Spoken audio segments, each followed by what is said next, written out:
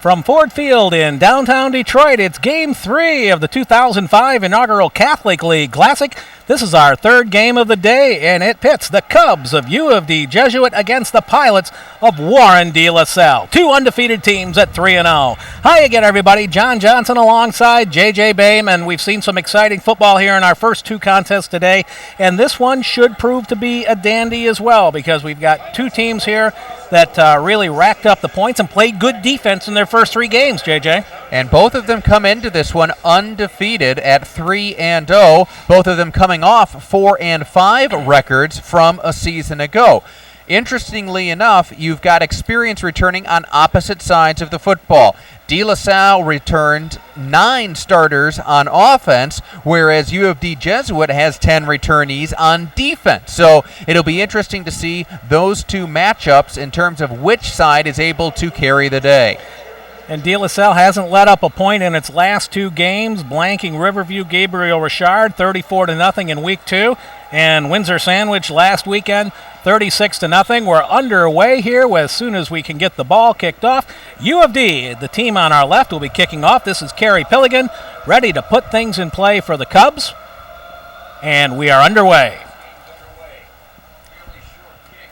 Short kick, it dies, almost finally picked up out there for the Cubs by number 1, and that is somebody I don't have on my roster. Emmanuel Johnson on the return for the Pilots. I'm sorry, that was the Pilots.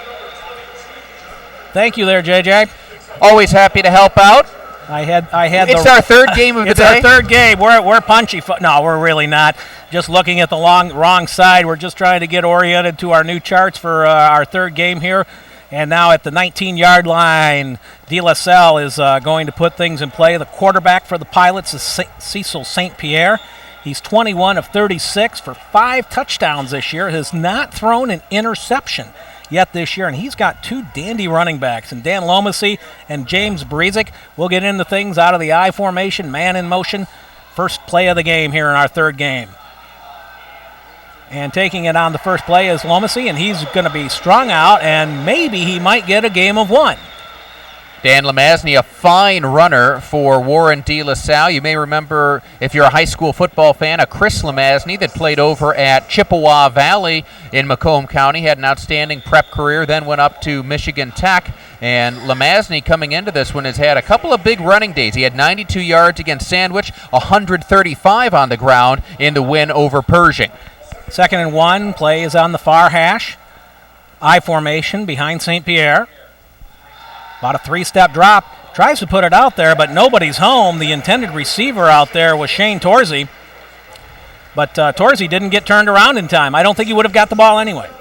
Very good coverage on the play by U of D Jesuit. And so a 3rd and long coming up for the Pilots under the direction of head coach Paul Verska. Pilots opened the season with a 24-6 win against PSL rival Detroit Pershing. And like we said, defeated Gabriel Richard 34-0 and Winslow Sandwich 36-0. 3rd down, long 9 to go here for the Pilots. Just one in the backfield. St. Pierre looking over to the side. It's tipped and it falls incomplete. Trying to hit Brian Lewis out there. Didn't see JJ who got the tip, but there was some good defensive pressure that time by the Cubs. It may have been Jay Reynolds. We'll try and see if we can get another look at it, as it was on the left side of the Jesuit defensive line, but it definitely was tipped as St. Pierre tried to throw it to the outside. Torsey is back in punt formation now for the Pilots. Standing out around midfield for the Cubs. We'll pick up the number here just as quick as we can. I think this is Craig Hamilton. Hamilton muffs it, scramble for the ball, and Hamilton falls on top of it. Well, that's not the way that you would draw it up. Hamilton could have gone for a fair catch there and probably would have been pretty well advised to do so. Instead, he tried to field it, muffed it, but then was able to crawl along the field turf and was able to grab a hold of it and at least keep it in Cubs' hands. Let's get a look at it. Torsey under a little bit of pressure, but then Hamilton just went right through his arms, and he was able to scramble right over the top of the Pilot, who was also in there. Brian Lewis was in on the pressure. So now we're going to see the Cubs on offense for the first time, and they are quarterbacked by Luke Nemes. 6 foot, 160-pound junior lines up in the shotgun here to start things off. Twin backs behind him. He's going to hand off. And taking that ball was Craig Hamilton. Take that back. That was Joe Thompson. There have been 3 ball carriers that have gotten quite a workout for the Cubs this season. Thompson, 19 carries for 177 yards coming in, averaging 9.3 yards a carry. He also leads the team with 5 touchdowns. 3 yards on the pickup. Put the ball just across the 45-yard line. Make it second and a long 7. Out to the top of the screen goes Novak, and I believe that's Joe Jacobs, also split out wide to the left. Sims to the bottom of the screen. Trying to find a little bit of daylight out on the left side, and out near a first down is number 30, George Wynn. And George Wynn, I think, is going to make him give cause to have the sticks come on the field and get a measurement. Really nice cut by George Wynn as they ran the stretch play to the left. He waited, and then when he saw daylight, he burst through it, and they're going to mark him, it looks like, just a little bit short. So it'll be third down and inches to go for the first down. We've played just 2 minutes here in the first quarter, third game of the inaugural Catholic League Classic from Ford Field. Glad you could join us here on CTND. Nemus is going to hand it off to the second man through. That second man through is Thompson, and Thompson easily has the first down.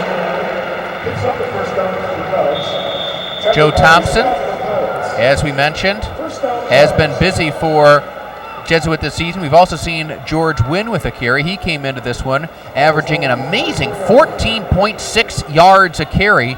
15 carries for 219 yards on the season coming in for Wynn, and actually neither Thompson nor Wynn is the leading rusher for the Cubs. That honor belongs to Chuck Wasson, who's gained 311 yards on the season. They've really done a good job in spreading the wealth on offense. 3 wide receivers in now on 1st and 10 at the 44.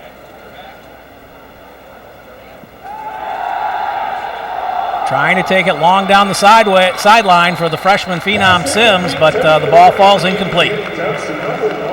Nemus there wanted to stretch it out. Again, even those plays, sometimes when you throw deep, if they are not completed, they can still work for you because the defense then has to respect the deep ball and the safeties can't creep up and run support. Well, you have to respect Sims, a freshman out there who's already made a couple of touchdown catches this year, and he's going to be a dandy. He's 6'5", 205. That is some freshman. And he looks every bit of that 205 out there in pads. He certainly does, and he split out to the top of the screen on 2nd and 10. Ball on the far hash. And it's the delay now going up the middle. This is Wasson. And actually, De La Salle had the right defense called for that play. It was a slow developing draw. It wasn't a quick hitting draw, and so De La Salle, who was coming on a blitz, it actually worked like a run blitz because Wasson didn't have any running lanes. He was fortunate to pick up a couple. He gets 2. It's going to be 3rd and 8. Put the ball at the 42-yard line. Luke Nemes gets the play brought in from the bench. I believe that was Hamilton bringing the play in. Sims out to the top, trips down to the bottom. 1 setback for U of D.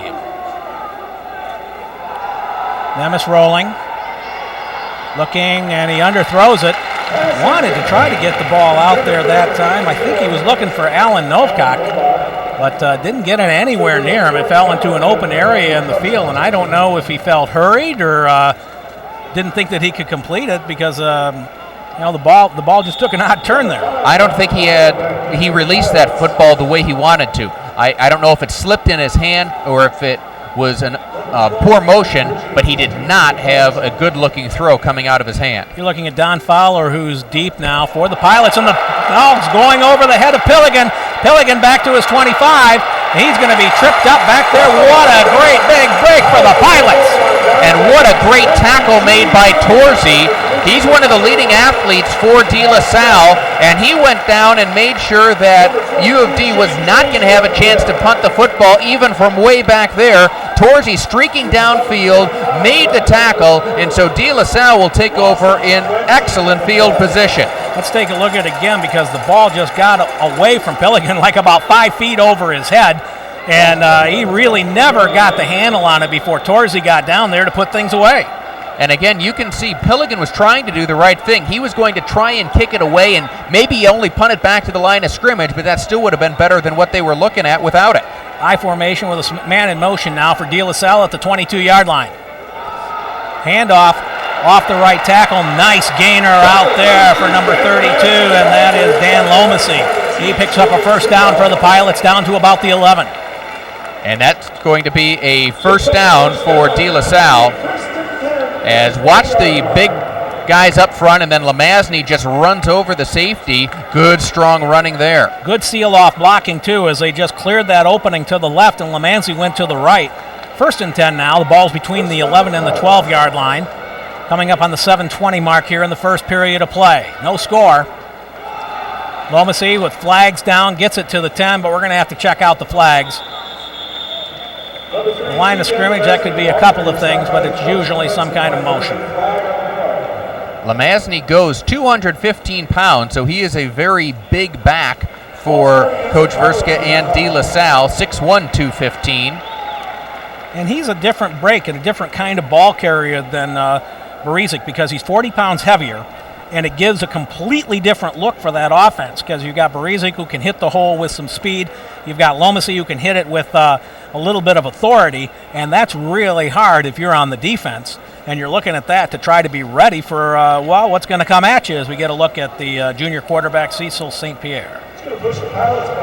St. Pierre has been very effective leading this Pilot attack. Did his grade school work at St. Anne and then continued his Catholic education at De La Salle. This De La Salle team got a real influx of players with the closing of a couple of schools in Harper Woods, Notre Dame and Trinity, and that really has added to the ranks of the Pilots. He is a senior, and he is at the quarterback position, and he hands it off to the first man coming through. That's Barizic, and he gets it down to the 15-yard line. Ball might be loose. On the carpet, no. They say he's tackled. Gets it down to the 13-yard line, so he gets some of that penalty back. It's the 3. It's going to be second down and 12. And so that will make it a second down play coming up for De La Salle, who is trying to capitalize on the botched punt snap. And in a game that could be a defensive struggle, any points here for De La Salle would be big. Watching Torsey in warm-ups for De La Salle, he has a very strong leg, so the kicking game certainly an option for the Pilots. Twins to the bottom of your screen. St. Pierre cocks it up once, pulls it back in. He scrambles down. He fights his way down to about the 9-yard line. So St. Pierre, you can see, certainly not one to shy away from contact. Wanted to throw it out to the left, but the coverage was there for U of D Jesuit, so then he tucked it under and was able to get back to the 10-yard line. So picked up a few. And he's a big enough kid to say, hey, I'm going to get in there and mix it up with you. Third down now, 8 yards to go. They can get a first down. They need to make the one for the first down. St. Pierre rolling. Tries to take it to the corner of the end zone, tipped away. Some really nice defense out there by the Cubs. I think that was intended for Fowler on the play. It's going to bring up fourth down. Great coverage on the play by Jesuit. I think this is going to be Simmons to the top of your screen, number 24. Get a look at it there, and you're right. It is Simmons. And now we're going to see a field goal attempt on to try things for Warren De La Salle. This is not Torsey. Is this Torsey? This is John D. Hunt. John D. Hunt, who has already hit 2 field goals this year, gets it away. It is no good. It is wide to the right. Certainly had plenty of loft on it, and so the botched punt, the bad snap, does not come back to haunt U of D. The missed field goal gives U of D now first and 10 at its own 20-yard line. 5 minutes and 12 seconds remaining here in the first period of play. And U of D really dodged a bullet there with De La Salle taking over deep in Cub territory. Then Lamazny with the big 11-yard scamper to make it 1st and 10 from the 11-yard line, but the penalty really worked against the Pilots there, and so the Cubs dodge a bullet and now take over at their own 20-yard line. Luke Nemes brings the Cubs out in the shotgun formation.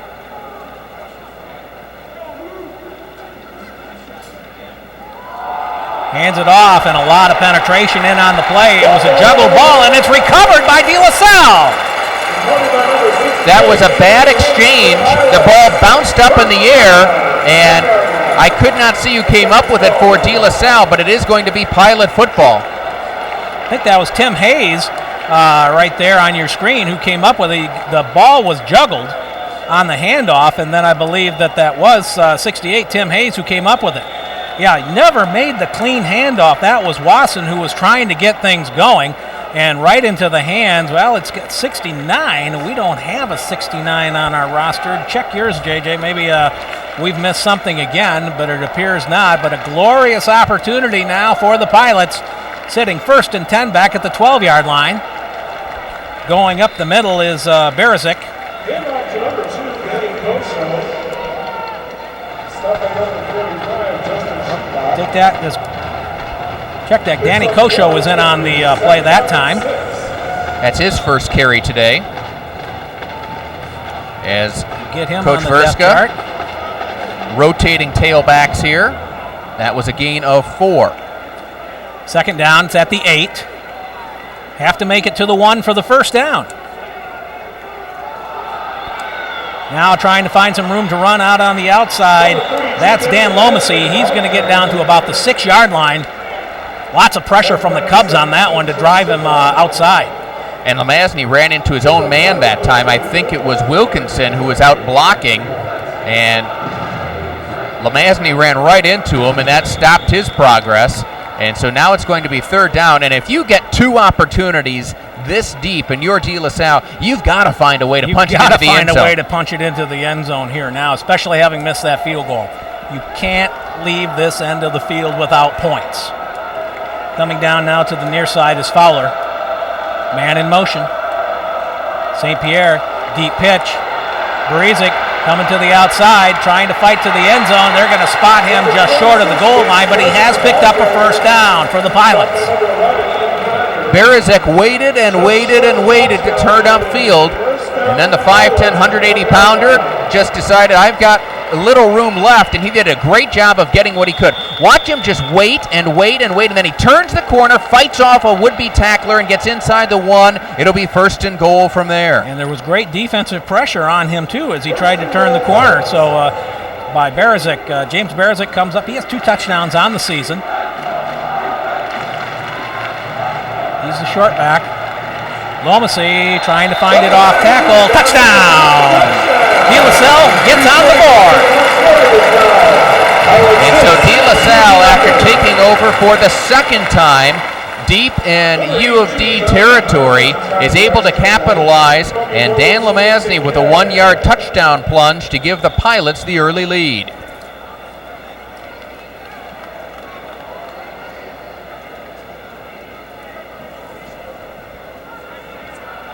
Extra point now on the way from DeHunt. DeHunt converts this one, and now we've got 7-0. De La Salle is on top of U of D Jesuit with 3:20 left in the 1st quarter. Here's a touchdown play, just good old-fashioned power football by Dan Lemazny. And watch the right side of the line as they do a good job, and then Lemazny gets to the goal line, and on 2nd effort he gets across it, and De La Salle had 2 shots at it. They converted 1, so that gives them a 7-0 lead.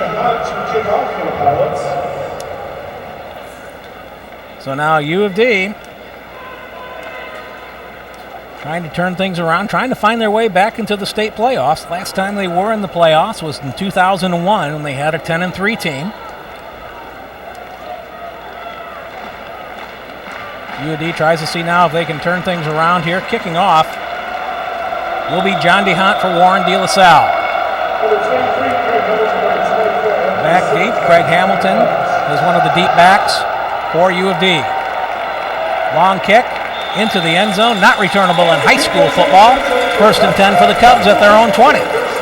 One of the recent rule changes that people still haven't gotten used to, that If it goes into the end zone, it's not a choice. It is immediately blown dead and whistled for a touchback. Next week's varsity football. In fact, the only things that you can bring out of the end zone in high school football is a fumble and a pass interception. You cannot bring any kind of a kick back out of the end zone. And for those of you who are stat heads, no, you can't record a 105-yard interception return. It only goes into the books as 100 yards. At least at the high school level. At the high school level. Important possession for U of D Jesuit here. Their last two have not gone well, and De La Salle now has jumped in front. The Cubs would like to see if they can answer. Pass out in the flat now. Alan Novcock catches it from Luke Nemes. He's going to pick up about 6 yards. It was a ball that was really drilled down there, and Allen had to go down to pick it up. And a good job by Novak, the 5'10", 160-pound senior, as he dropped to a knee, made sure he caught the football, and at least gets it to be a 6-yard completion for Nemes' first pass that Luke has completed. Second down. Let's call it a long 4. Nemes trying to answer now here, and heading on around to the outside and picking up the first down and breaking out into the open is George Wynn, and George Wynn is going to take it to the house. He is going to take it 74 yards for a U of D touchdown, no flags on the field. George Wynn with his 3rd touchdown this season, and that is how you answer a De La Salle score with one of your own. And just like that, the U of D Jesuit crowd has plenty of reason to stand and cheer. Opportunity now for things to get tied up here. 2:26 remaining in the first period of play. And is this defensive game going to turn offensive on us, JJ? That's why you never know. Everything unpredictable at the high school level. Kerry Pilligan is on to attempt the extra point. Nemes will hold. Snap is down on the way. The kick is good. Timeout with 2:26 remaining. And it's 7-7, and let's take a look at it again. And watch Wynn here. Once he turns the corner, boom, he just blows right by the De La Salle safety, Deron Gordon, and then he's got enough speed to outrun Fowler to the end zone. Incredible run that time by George Wynn. That's his 3rd touchdown run of the season. He brought 219 yards rushing into this contest. Obviously, he's added a few more to it. He's a 5'10", 170-pound sophomore. And he's going to make Coach Scott Merchant a happy man for the next couple of seasons. He came in averaging 14.6 yards a carry, as we mentioned. Well, he didn't hurt that. You put one in from 74 yards away, all that's going to do is bump up those kind of numbers. Excellent run by George Wynn. Great vision, great cut, and explosion to pull away from the defense. Danny Kosho is one of the deep backs there, along with, I believe, Fowler for De La Salle. Here's a kickoff from Pilligan, sailing into the end zone and beyond Emmanuel Johnson. That was Emmanuel Johnson back there. It's a touchback. 1st and 10 now for De La Salle. De La Salle now tries to get a chance to answer. And I'll tell you what, we have seen some strong legs from these kickers putting the ball into the end zone. They kick off from the 40-yard line in high school, not the 35 as they do in college or the 30 as they do now in the NFL, but that still takes an awfully good leg to be able to get it to travel more than 60 yards in the air. We have seen some pretty good kicking in here in these games today. People accomplishing some great things in different ways. We saw some very interesting punts coming off the foot of the Dearborn Divine Child kicker in the last game, but all he did was average 45 yards a kick in that contest. Did a very effective job for the Falcons in their loss against Orchard Lake St. Mary. Carrying the ball on that play was Lomacy. He got the ball out to about the 22-yard line to pick up a 2. And De La Salle now will have to see if they can put a drive together that goes the length of the field. Their touchdown and the missed field goal both came after U of D Jesuit miscues that gave De La Salle great field position. One, a snap over the head of the punter, and another, a fumble recovered by the Pilots. You have a completely different mindset offensively and defensively when the field is a heck of a lot longer like that. Pass from St. Pierre that time falls incomplete. Ball on the far side of the field. St. Pierre still looking for his... for Barizic, I believe. his first completion. He's 0 for 4 as the passing game has not begun to click yet for the Pilots. It worked very well in week 2 when St. Pierre was 12 of 18, threw for 4 touchdowns in De La Salle's victory over Riverview Richard. Third down, 8 yards to go. Ball on the near hash. Twins to the top of the screen. One player down on the near side, and we've got an offside trying to do a little dancing. Ethan Allegagne was caught offside. Of course, in high school, that's a dead ball foul. There's no opportunity to get back. And so that's going to be a free 5 yards for De La Salle. We believe that Ethan is the younger brother of Aloysius Anagagne, who of course played for De Porres before going on to star at Michigan State. Makes it now 3rd and 3 yards to go. The ball is at the 27-yard line.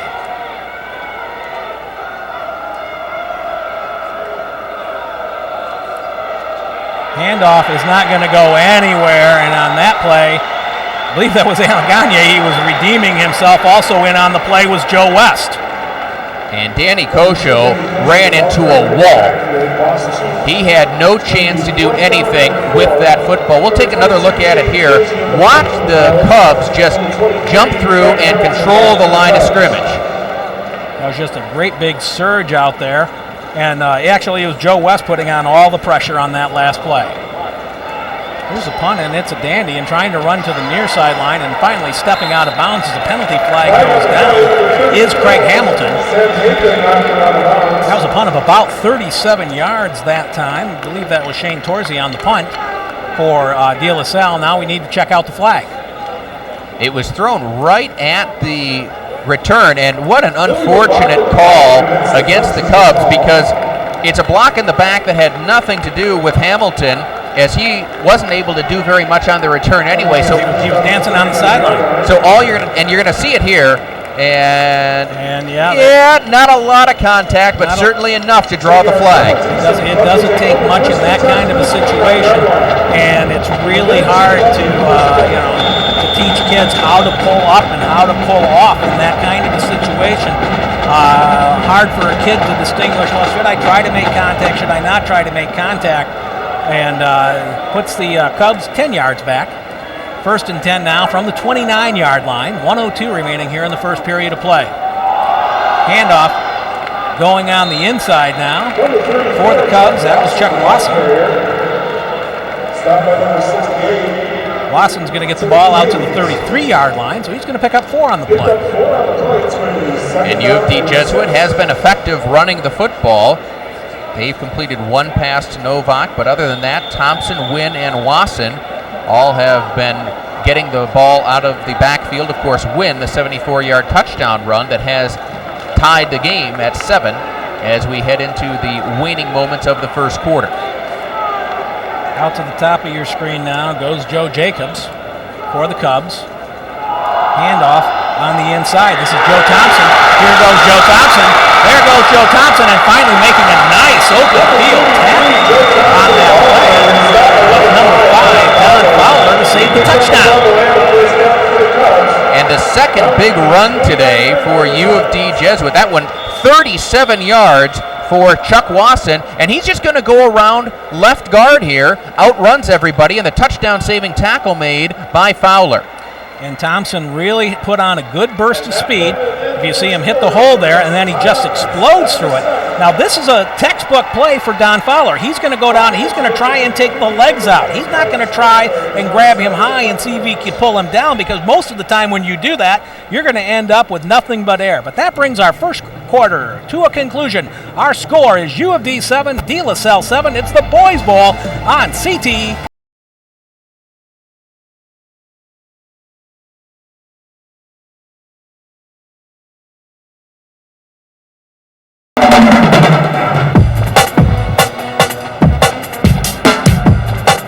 Education is the key to a successful future. A Catholic education teaches good Christian values which students will carry with them for a lifetime. For more information, call the Catholic High School in your area or the Catholic Schools office at 313-237-4676.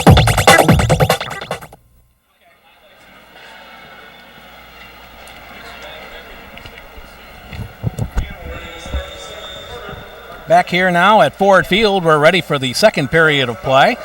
It's U of D Jesuit 7, Warren de La Salle 7 in the inaugural Catholic League Classic at Ford Field in downtown Detroit. John Johnson along with J.J. Boehm. Our pleasure to bring you the action. And there's a pass that just misses everything from Nemes. He put the ball behind the intended receiver. I believe that was Joe Thompson out there. But he stepped, he looked, and it was beyond Thompson as soon as it left his hand. And you know that Luke Nemes would love to have this one back because Thompson ran a great route coming in off the right side. He was wide open, and Nemes just threw it behind him. And you know that play is going to be run again by Coach Merchant and the rest of the UAD Jesuit staff because that one was there. Absolutely. It was a really nice open play. 2nd and 10, ball at the 29-yard line. Handoff, trying to bounce around now out to the outside is George Wynn. George Wynn's going to turn it up to the 25-yard line. And I have to say that I've been impressed with what U of D Jesuit has been able to do to control the line of scrimmage. They're outsized a little bit by De La Salle, but they have been able to do a good job of holding their blocks and then run the plays outside the tackle box. Absolutely. They're really going outside the tackles as opposed to between the tackles. And they've got enough running backs that they keep rotating in. They're always putting fresh legs in the game. And you might not think that's a big deal 1 minute into the second quarter, but it really is. 3rd down, 5 yards to go. Ball is at the 25-yard line. Trips in the slot. Nemes was looking for the receiver coming across the middle again. That time the ball was intended for Craig Hamilton. It falls incomplete. It'll be 4th down from the 25-yard line. And neither one of these quarterbacks has really been able to get into a rhythm and find their receivers thus far. Nemes has completed one pass. St. Pierre has yet to connect with a pilot receiver, and some of that may be nerves a little bit. You're playing here in Ford Field before a big crowd in an NFL stadium, and so these guys may just need to settle down a little bit and just go through like you do in practice. 3-step drop, 5-step drop, look and throw the ball on time and in rhythm. So far, neither quarterback's been able to do that. And now faced with this 4th and 6, U of D wants to call timeout. They're going to talk it over. It's 4-down territory. I don't know if Kerry Pilligan has tried any field goals this year. He's made 10 PATs successfully. This might be out of his range. 42 yards. You know, we saw somebody try a 42-yarder in one of the earlier games today. That's a real reach for a high school kicker. And kicking is an adventure anyway, as we all know at this level. And so I think if you're Scott Merchant, you got to find the 4th and 6 play in your bag of tricks, and you got to pull that one out and try to see what you can do with it. And by the same token, if you're Coach Merchant, you wish that Nemes were showing you a little bit more from the passing game because they've had a couple of open receivers they haven't been able to connect with. So here you may have to decide, do we have a 6-yard run play? Well, he's got trips down to the near side. One man in the backfield, that's Joe Thompson. 4th down, just inside the 25. Reverse on the handoff to Joe Thompson, and Thompson is on his way to the end zone for a touchdown. U of D, no flag. What a great play call by Scott Merchant, and Nemes, while he may not be able to connect with receivers thus far, did he ever sell this play fake? He did. Everybody from the pilots flowed to the defensive right, the offensive left, and then cutting around to the backside was Joe Thompson, and he went 25 yards into the end zone, and he wasn't touched. Not at all. A nice counter play. Now we're going to see Kerry Pilligan out of the Nemes hold. On the way, and good. And now U of D is on top of De La Salle by a score of 14-7. Let's take a look at it again. There's the Salle, and here comes the finish. Nice play out there that time on the counter by Joe Thompson. He went into that end zone untouched. Here comes the flow again, right at you. And again, you can see, whoops, that's the player for De La Salle Torres, one of their best players, but you can tell he totally believed that play was going the other direction, and then Thompson was able to turn around right tackle and go in untouched. Everything about that play sold it as something that was going to go to the left side of the field, to the wide side of the field. And credit Luke Nemus with a great sell on that one. And then it was Joe Thompson picking up his 6th touchdown run of the season. And he put his team on top. And so after De La Salle goes on top, U of D has answered with 2 touchdowns of their own to take the lead. Kerry Pilligan will kick off. Johnson and Kasho deep. Floating kick. Johnson at his 15. Trying to find a little room. He's going to bring it out to the 29-yard line where De La Salle will go back to work, 1st and 10. And I've got to go back to the play call by Scott Merchant because that was a beauty. If you're going to take a timeout in that situation on 4th down early in the 2nd quarter, you better come up with a good one. He did. He absolutely did. That was a dandy. That was more than the pick up 6 yards on 4th down play. But how many times do you see that when it's a perfect piece that fits into the puzzle at the right time when they least expect that kind of a call? How many times have you seen that historically in football? You throw the play at them that they're least likely to be think that's going to be coming at them, and it works out so well. I formation now for the Pilots. Here comes the pressure. The ball is loose on the carpet, and it's scooped up by the Cubs. Reynolds on the recovery, and this game has totally turned around.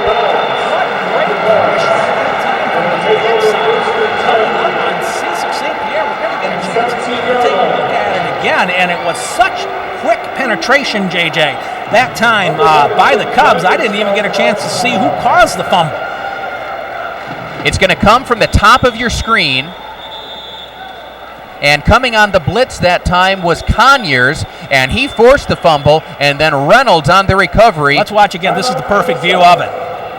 St. Pierre doesn't have a chance on this one. Doesn't even know it's there. He gets ready to throw. The ball is loose. It's on the rug. It's inside the 20-yard line. And it's a glorious opportunity now as we watch number 57 fall on top of it for U of D Jesuit, Jay Reynolds. He's given the Cubs a chance to go up now by 2 touchdowns here early in the 2nd quarter. And just a few moments ago, De La Salle had recovered a botched punt. They had recovered a fumble. They had converted once to get a touchdown and take a 7-0 lead. Since then, U of D Jesuit has totally taken control of this game, and they now have a chance to go in front by 2 scores. And they come back out with just about the same formation, if not the same formation as they just scored on. Quarterback is Luke Nemus. We'll see what they come up with this time. Trips to the near side of your screen. They're going to hand it off, and trying to go right up the middle with it is Chuck Wasson. And he's going to take it down to the 13-yard line, so he's going to start out with a 4-yard gain. And a good job holding on that time by Thomas for De La Salle as he just held on to make that tackle because Wasson was really churning those legs at 5'10", 200 pounds. He is the power back for the Cubs, and he powered his way for 3 that time. And that was a real nice run up the gut, and that's something U of D hasn't shown. They've been showing us everything off the tackle so far. 2nd down, 6 yards to go.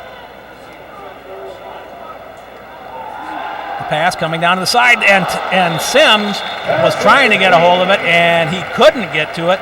Great defensive play out there by Emmanuel Johnson.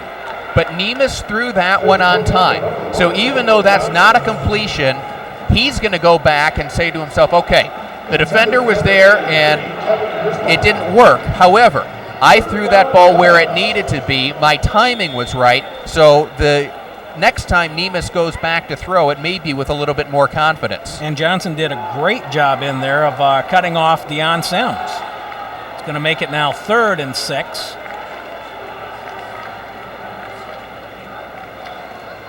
10 minutes to go until halftime.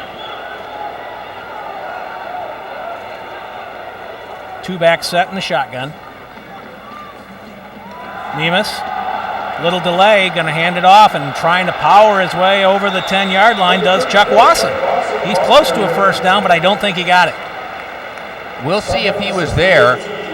If Jesuit had snapped that football quickly, Alan Novak was all alone in the left slot. Nobody covered him. De La Salle missed him, and then finally Torzi did notice it. He came all the way across the defensive formation to make sure that there was somebody over there. But as it was, they ran the play to Wasson, and he picked up 5 tough yards to make it 4th and less than a yard. 4 down territory. U of D decides it's worth it to try and go for 7 at this point in the game, but they're going to run one of the tightest formations that they've run all day. 1 wide receiver. They're going to take the ball. They're going to power it down to the 5-yard line and pick up the first down by rushing. I believe that time that was Joe Thompson on the carry. It was Thompson on the carry. Spot the ball at the 5-yard line and make it 1st and goal for the Cubs. And so when they needed to, U of D Jesuit able to go to a power game and pick up 2 yards to get the first down. And now at 1st and goal, they've got the entire playbook at their disposal. And now they've got De La Salle dancing, because early in the game they were bouncing everything to the outside. Now they're bringing some stuff up the middle. It's going to give them the opportunity to run, like you said, JJ, just about anything they want to here from 5 yards out. Nemes is going to hand it off to Thompson. Thompson is going to power his way towards the goal line, but he's going to get stopped. I think they're going to spot the ball at the 1-yard line. But you like the leg drive that you see from Joe Thompson. He's another one of these powerfully put together runners at 5'9", 195. These guys are not big, but they are stocky, low to the ground, and that can allow you to get leverage, and both Thompson and Wasson have done a good job of using that. Put the ball at the 2-yard line. It was a 3-yard gain. Make it 2nd and goal from the 2. Just inside 8 minutes to play here. Great opportunity now for the Cubs to go up on top by 2 touchdowns. Sims is coming to the bottom of your screen. 2 backs. Coming back to first back through. That's 33, and that is Joe Thompson, but he gets stopped up pretty good at the line of scrimmage. It is much harder to run wide down near the goal line because De La Salle knows they don't have to cover anything deep. They can bring everybody up to the line of scrimmage. They don't have to worry about something over the top, and so you're going to see a whole lot of purple shirts here plug in every lane. And that time they jammed the box very well. Lots of pressure up there, nowhere for Thompson to go. Lots of purple shirts. Johnson finally making the tackle, but it was everybody from De La Salle who got a piece of that one. 3rd down, goal to go. Ball is at the 3-yard line. Sims split wide to the right. Now we've got a flag, and I think we're going to have a delay of game call now against U of D. And that is a very costly penalty because you've got it 3rd and goal from just outside the 2-yard line. Well, now you're going to be backed up to outside the 7-yard line, and that's going to make it much more difficult for the Cubs. That's their 3rd penalty in the game. And it really changes your mindset when you've got 8 yards to go for the touchdown as far as what do you do in terms of passing or running. It makes it more of a passing situation, and Scott Merchant responds in kind. He's got twins to each side of the field and one back there with Nemes. One man in motion. Nemes is going to roll. Tries to throw it out there. He got his first man, and fighting into the end zone for the touchdown for the Cubs is number 24, Simmons. Great second effort by Simmons, and Nemes rolling out hit his man on target. And Simmons was at the 1-yard line. He took a hit. He stayed on his feet and then was able to reach across the goal line and give the Cubs a 2-touchdown lead. Nice effort there by Simmons, the 5'10", 165-pound senior. It's his first touchdown of the season. And the extra point on the way and good by Kerry Pilligan. Timeout. 6:50 remaining here in the second period of play. U of D on top by a score of 21-7. Look at it again. Off two purple shirts. There was some really good coverage that time in there, trying to make the hit for the Pilots. I believe Lewis was in on there, and I can't catch the other number, but dragging him into the end zone was Anthony Simmons.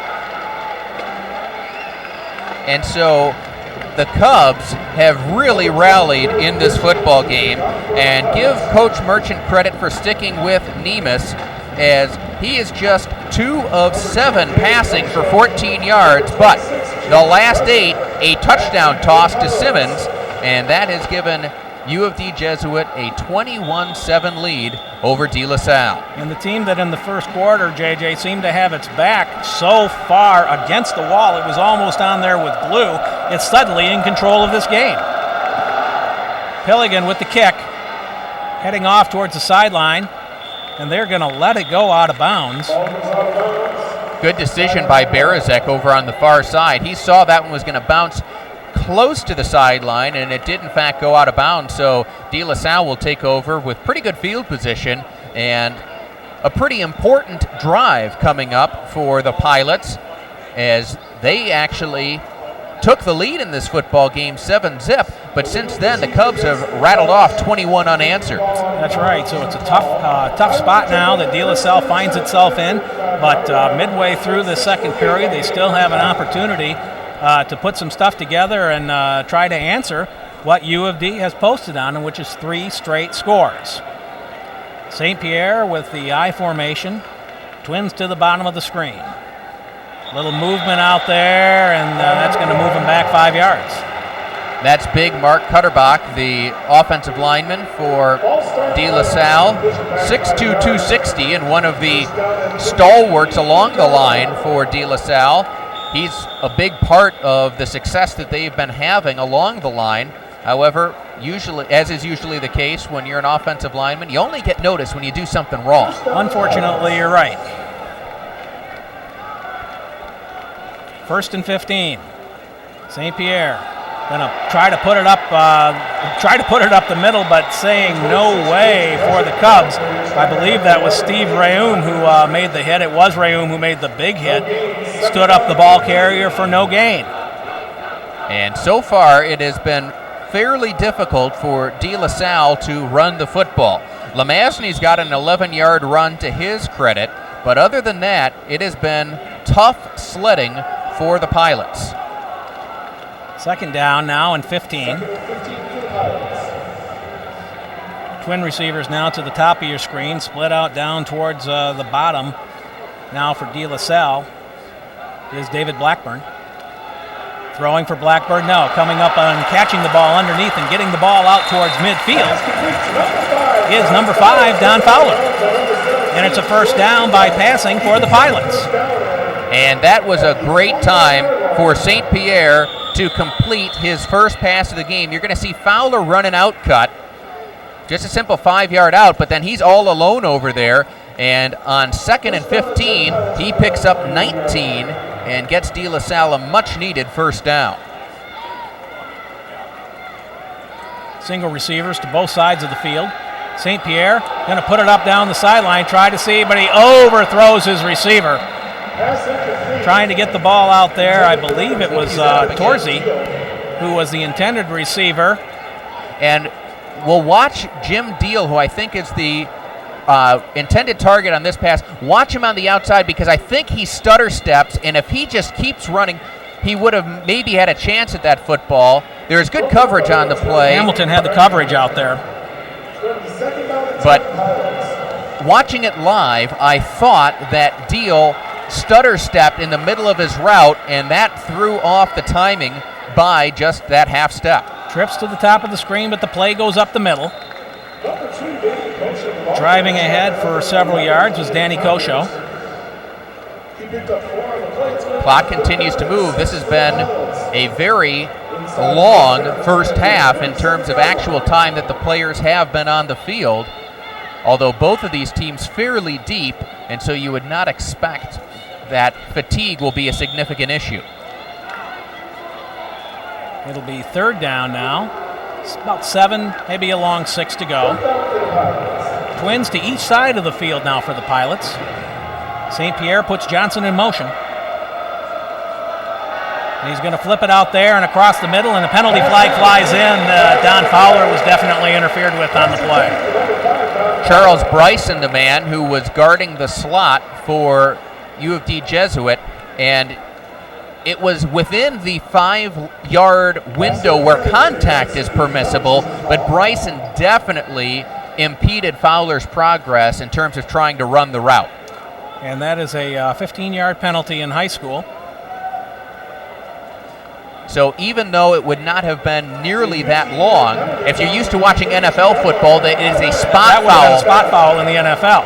But as it is in high school football, that is a 15-yard penalty regardless, and that's going to put De La Salle in pretty good field position. Twins each side of the field. Johnson in motion again, and we've got a penalty flag.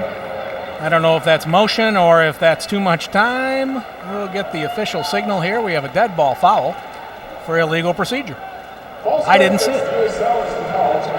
That'll be the third penalty on De La Salle. U of D Jesuit has been guilty of 4 infractions, and right now the Cubs want to take time out. The Cubs are reeling a little bit right now. De La Salle's getting a little bit of momentum, trying to chip into this Cub lead. 21-7. U of D is on top of Warren De La Salle here at the Catholic Classic down here at Ford Field in downtown Detroit. This has been a very good football game here through the first 20 minutes at Ford Field. These teams have really fought hard. And if you want to see these teams fight hard over and over and over again, get a copy of this game or any of the games that appear here on CTND during the course of the 2005-2006 school year. Get your home video on DVD or VHS for a cost of $25 at the address on your screen.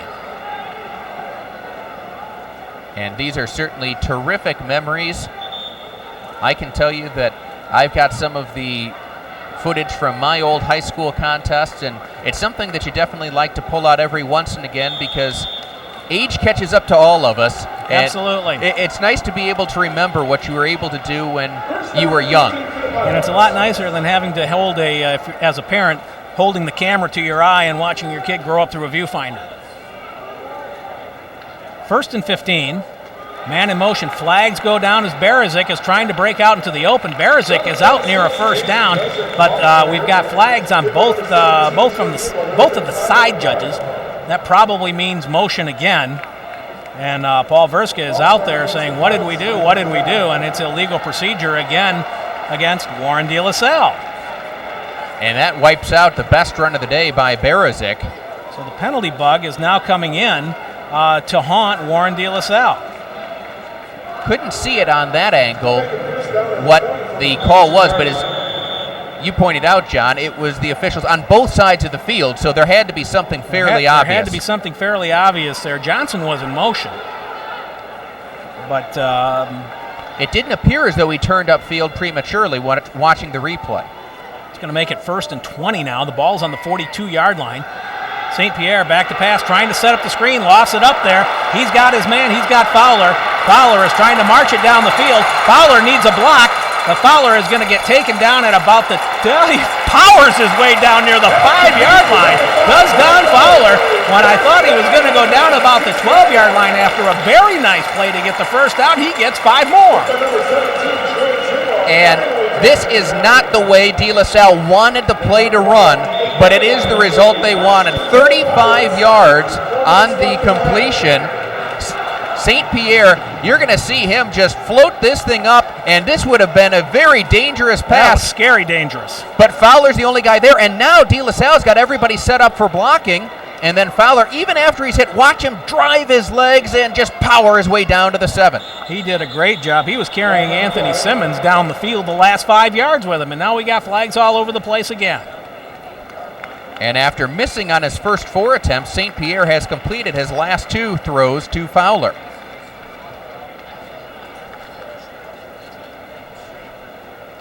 Illegal substitution against the Cubs. Take another look at the screen pass, and St. Pierre is going to be running backwards, and I don't want to get rid of this one. Oh, wait, let me just throw it up there, and sure enough, Fowler's got it, and then he's got lots of room to run. That's right. It was almost like he was in a bubble once he had it. But when that ball was in the air, that looked like a very, very dangerous play. So they're going to move the ball now down to the 3-yard line. And they're going to give the ball, I believe that's Barazik on the carry. No, that's Lamanzi, who takes it down to the 1-yard line. You can see that Dan Lamazny is the tough yards runner down near the goal line for De La Salle. He has their lone touchdown today. That was a 1-yard plunge. Here on 1st and goal from the 3, he pushes it in to the 1-yard line. And we'll see if they give it to him again. He's not in the backfield Nope, on he this can't play. get it He then. can't get it if he's not in the backfield, that's for sure. 2nd and goal. St. Pierre calls his own number for the touchdown. Good second effort by Cecil St. Pierre, because he was stood up initially, but he just kept those legs pushing and got into the end zone, and that is a much-needed touchdown for the De La Salle Pilots. Absolutely, and so that makes it a ball game again. 21-13 with 3:03 remaining. And now St. Pierre will be holding out there for John DeHaan. DeHaan has made 6 PATs coming into today's game. He got one earlier. And he gets one now. Timeout on the field, 3:03 remaining until halftime. U of D up now just 21-14. Let's take a look at it again. St. Pierre is going to go run off of right guard, and there's just a little bit of a soft spot, and let me keep my legs going, and yep, now I'm into the end zone. And he did a nice job in sliding down the line when he felt the resistance. He saw he wasn't going to have the opportunity to go straight forward, but there was just enough of a soft spot there where he was able to slide down the line and into the end zone in spite of the efforts out there by the Cubs to keep him out. And we've got a ball game again, 21-14. After 3 straight touchdowns, De La Salle answers now with 6 points of its own. Good push on the last play by Wilkinson and Chinsey up front for De La Salle. They really were able to sustain their blocks and allow St. Pierre to get into the end zone. John DeHaan will be doing the kicking honors now for Warren De La Salle. Back deep. Hamilton and I believe Simmons. Simmons is in the end zone. You can't bring it out. Got a lot of those in this game. We've got some strong-legged kickers. It's the left leg in the case of DeHaan, but nevertheless, it has been a good kicking football game. It's been a hard-hitting football game. It's been a big play football game, and that all leads up to a 1-touchdown football game, although U of D Jesuit has 3:03 to try and re-extend their lead to 2 scores. Get a look at the De La Salle sideline there as everybody re-energized after that good touchdown drive. Of course, the big play, the 35-yard screen pass to Fowler. It's been our pleasure to bring these games to you here all day on CTND. We'll be back here for Prep Bowl here at the end of the regular season. And taking off with it for the Cubs now and picking up a first down is George Wynn. George Wynn with a 74-yard touchdown run earlier. This time he picks up 11 yards, but Eric Fowler Don Fowler, at the end of this play, is going to make sure that George Wynn remembers him. 5 is an easy number to remember, especially when it takes you out like that. And again, Fowler does the smart thing. He doesn't try and hit him high. He goes down low. He really does a good job. That is good fundamental tackling. And now trying to break away and trying to make something happen, but nothing doing. Too many purple shirts down there.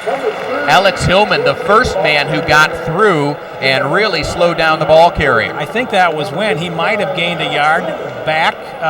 It's going to be now, I should say he lost a couple of yards, but nothing doing on that one. 69. We for believe Warren that's De La Salle. Tim Hayes. We believe that that's Tim Hayes. We have him at 68, 6'7", 270 pounds. That's why we believe that's Tim Hayes. That's right.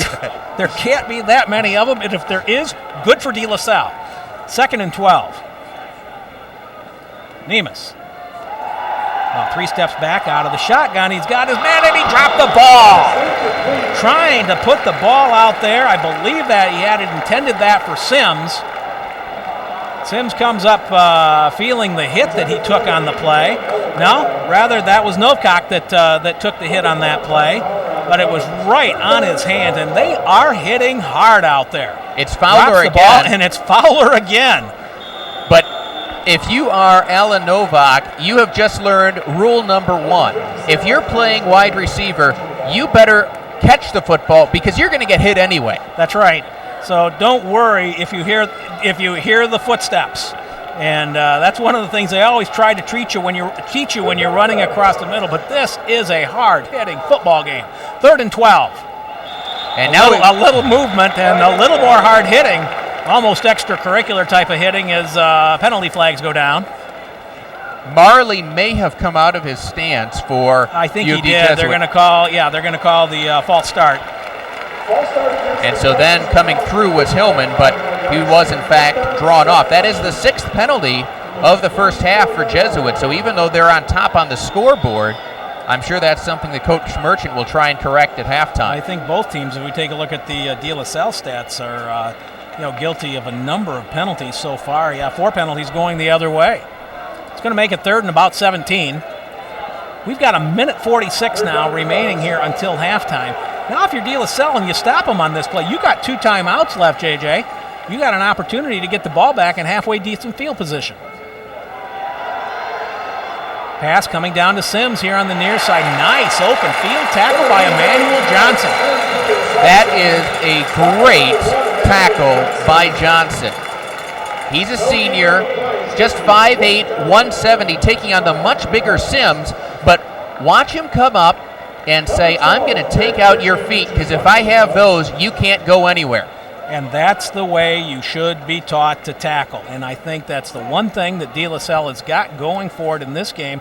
I don't recall when I've seen such good fundamental tackling, especially in the open field on some of these plays, because too many times you see kids, and actually too many times you see it happen at all levels, where guys are just grabbing for air. And that could have easily happened in almost any of these plays along the way in this game. Or you see kids and players at any level who want to try and make the quote-unquote big hit. And so they'll hit somebody, but they don't make the tackle. We have seen Fowler and Johnson just in this series go and say, I don't have to go and do anything spectacular. I just got to bring you down. Barazik back at his own 40-yard line now as the Cubs are going to punt. This is Pilligan. Nice spiral. Barazik at his 39. Got a little room to run. He gets it out to midfield. A nice 11-yard return on the punt. Let's see if I can add that up real quick. And I can't. I think it's about a 37-yard punt that time by Charlie Pilligan. The net is about 26. That's what you try to avoid, is the net being that low. And I'll tell you what, Barazik did a good job on the return, but there was some great downfield coverage by George Wynn, and he really got a hit at the end of that play. So there's someone who's been busy as a ball carrier, but still playing special teams and paying dividends. And now, with about 1:20 left to go, De La Salle is going back to work, and complete now is Don Fowler. Don Fowler takes it down to the 10-yard line from Cecil St. Pierre out of the shotgun. And St. Pierre couldn't buy a completion early in this football game. His last 3 throws have been completed to Fowler, and they're successively longer. The first one went for 19, the screen went for 35, and this time Fowler on the post picked up 40. And Fowler's having a nice game on the offensive and defensive side. He's in the open, and he cuts between 3 defenders, and then he's really only got 1 man to beat.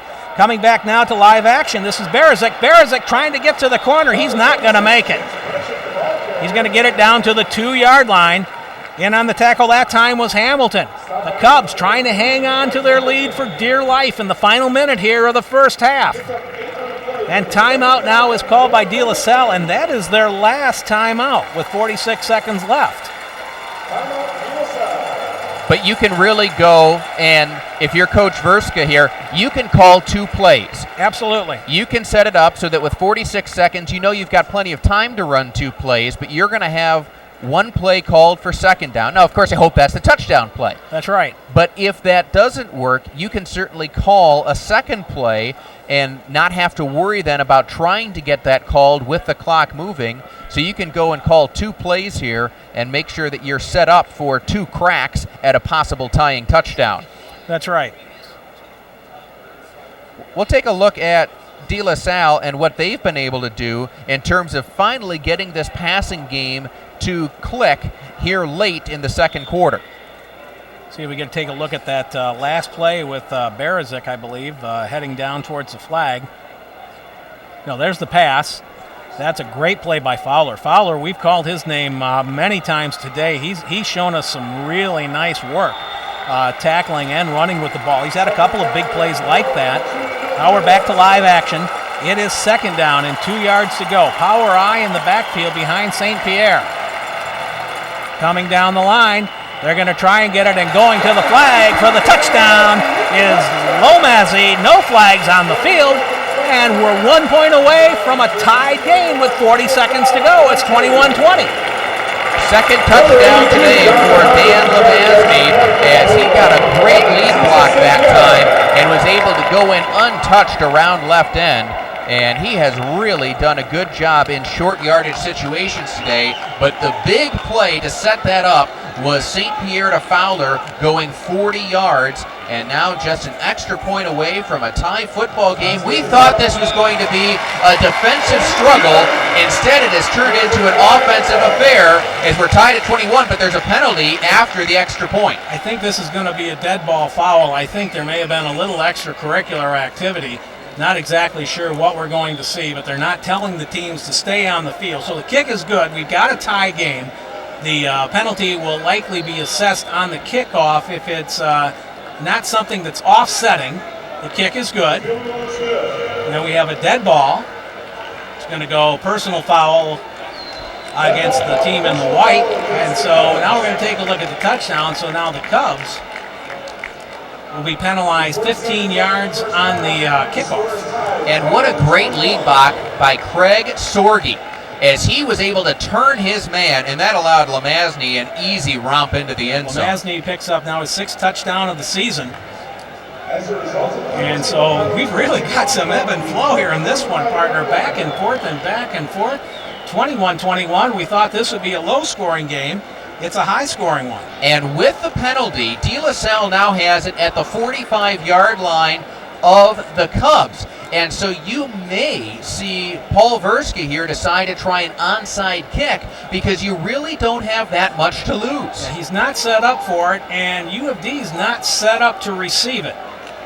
But these kinds of things always pose interesting, all kinds of interesting scenarios. My guess is DeHaan's just going to kick it out of the stadium. He did. He tried. And again, you do that, and you pin U of D Jesuit deep. You get them down at their own 20-yard line with 40 seconds to go. You likely keep it a tie football game, but that was something where they had an opportunity to try something different. Absolutely. An onside kick that deep wouldn't have cost you that much, even if it was unsuccessful. And there's lots of different ways to do that onside kick. I mean, you don't have to do the 10-yard dribbler. You can have some success popping it into an open corner of the field. As we take a look at Lomazzi there on the sideline, he's having another outstanding day for the Pilots. And we see that the Cubs are going into a set where they're just going to let things go, but they're going to have to take the knee at least one more time in order to get out of this half, because it takes 25 seconds as soon as the ball is marked ready for play. But guess what? The officials, knowing that, will not. Well, they mark it with 20 seconds to go, and so we really don't have to run this play. Nemes understands that, and he's pulling his team off, and the two teams are going to go to the locker room tied here at the half. We expected this to be a very competitive football game. 42 points, probably more than we thought we'd see in an entire football game. We've seen it in just one half, and these two teams have really come to play and try to show that they are going to be among the contenders in the Central Division. Well, we've got a dandy going here at halftime. It's U of D Jesuit 21, De La Salle 21. We're going to go to a break. We'll come back with halftime in just a moment. It's the Boys Bowl on CTND.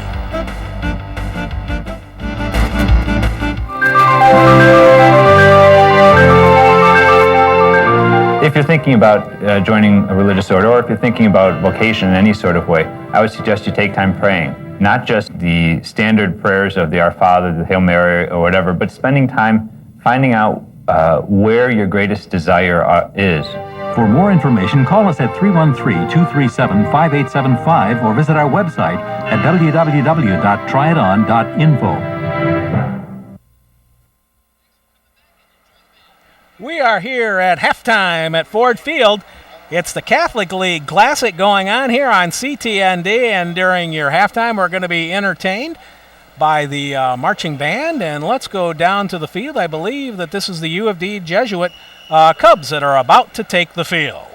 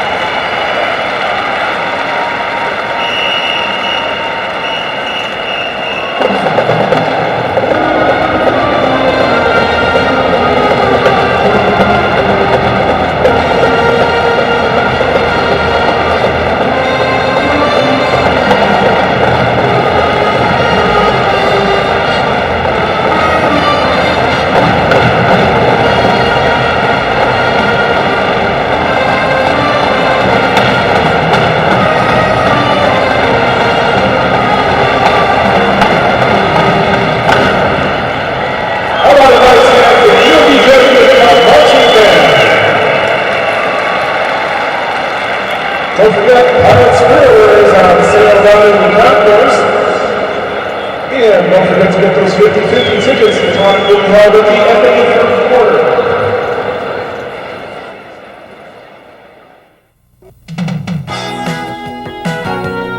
Hi everybody, I'm Dick Vitale. If you're looking for a strong academic reputation and a school where you can get great personal attention, there's one place, the University of Detroit Mercy. Yes, you'll get the best of the best academically. They are awesome, baby, with a capital A.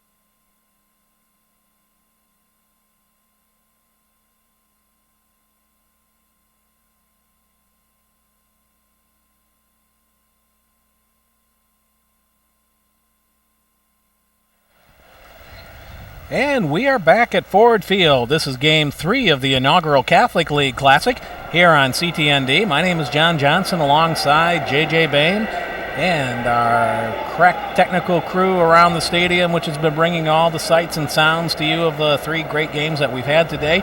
And we've got the best for last. We're tied up here at 21-21 in a game, JJ, that's really had some very, very interesting ebb and flow during the first half. De La Salle had two great opportunities to score, taking over down at the inside the Cubs' 20-yard line, one on a botched punt snap, the other on a fumble recovery. Could manage only one touchdown, but really seemed to have a firm grasp of the game at that point, leading 7-0. Then U of D Jesuit runs off 21 unanswered points. First, George Wynn getting a 74-yard touchdown run. Then on a 4th and 6th play, Thompson is able to run one in from 25 yards out, and then Nemus finds Simmons for an 8-yard touchdown to make it 21-7 U of D, but then De La Salle came back, and in the final 3 minutes of the half, St. Pierre was able to run one in himself from a yard out to make it 21-14, and then with 40 seconds to go in the first half, Lamasny had one in from 2 yards out to make it 21-21, and it has been a game for De La Salle where they're going with power running, and that's Lamasny around the corner off the lead block from Sorgi. And it has been a game that has been a hard-hitting game. It's a game that's developed into a power game, and it's certainly been the most entertaining game that we've had. We thought it would be probably the lowest scoring game when you take a look at these teams, but hey, all the games have gone completely in opposite directions than what we thought they were going to go all day. Why should this one be any different? And John, this is the beauty of high school football in that if you would have come in today, you would have looked at the slate and you would have said, Brother Rice Catholic Central, that's a marquee game. Oh, Divine Child, they're up on the rise. They might be able to give a game to Orchard Lake St. Mary's. neither one of those games is particularly competitive. These two teams, they're both coming in 3-0 on the season, but everyone's wondering, are they for real? Are they going to be able to sustain that? By all evidence of the first half, the answer to that is yes. And when you're talking about kids 16, 17, 18 years old, this is what you get. You can't account for what a kid can do with just a little bit of confidence and a lot of enthusiasm. Oh, absolutely. And if what we're seeing here is any indication, then the whole Central Division race in the Catholic League ought to just be a Jim Dandy here in these last 4 weeks of the season as we count down to the Prep Bowl here in Week 9 back here at Ford Field, because very, very impressed with what we're seeing out of De La Salle and out of the Cubs here in the first half of play, and it ought to be a most entertaining second half as we take a look at our officiating crew, and of course we see there the pilots in the background getting ready to take the field for the second half. It's just one of those real interesting situations. See Paul Verska now talking to the officiating crew, and the coaches sharing a good laugh. And we talk about the relationships, JJ, that coaches and officials have with each other. And when you get down to it, both of those groups have to look at themselves as teachers of the game. They come at it from different approaches. But they're really out there to help the kids in the learning process, and you always like to see those relationships between coaches and officials be cordial. And really, it is something that you want to see more of. The game needs more good coaches, and really all high school sports need more good coaches and more good officials, because you can never have enough of either. No, you really can't. And last year there were over 12,000 registered game officials in the state of Michigan. But did you know that every year 1,500 guys and gals get out of officiating and have to be replaced? And then yet we still set records in terms of the numbers. And then there's over 30,000 coaches at all levels. And one of the things that you run into trouble with is that a lot of people, because you have now so many coaches who have no educational connection. They may be laymen in the community. They could be anything from a bread truck driver to a gas station attendant to somebody on the assembly line to a white-collar professional. They may know the X's and O's of their games, but they need to learn the educational nature of the game. As we watch John DeHaan kick off the second half for De La Salle, and it's going to get returned this time by the Cubs. I believe that's Hamilton taking the ball up to the 26-yard line. It's one of the few times we've had to call a return in this game. I think it may be the first time we've called a return in this game so far tonight. Hamilton doing a pretty good job with it, taking it out across the 25-yard line, so decent field position for the Cubs. They're going to go to work, 1st and 10. JJ, give us just a couple of highlights as you see them from the first half statistics. Well, really what jumps out at you is how effective U of D Jesuit was running the football. George Wynn, 5 carries for 93 yards. Of course, he had a 74-yard touchdown run in there. And then Joe Thompson had 7 carries for 73 yards. We'll see if they can duplicate that kind of production here in the second half. Watson and Thompson behind Nemus in the shotgun. Handed off, first back through, that's Thompson. Thompson trying to take it down the line. He's going to get stacked up after about a gain of 1. De La Salle doing a good job stuffing that, but what we saw from the Cubs is that they would keep running those guys around end, and sooner or later they would break one, and that worked a few times in the first half. Nemus struggled a little bit passing the football. He was just 3 of 9 for 16 yards. But then those runs to the outside then started to open up things into the middle. So they used the runs off tackle to start to open up things between the tackles. Now we've got just one back in the backfield. Trips down to the near side on 2nd and 8. And they're going to hand it off again. This time this is Watson. Watson's going to get it out near the 35-yard line. It's going to be about 1.5 yards short of a first down.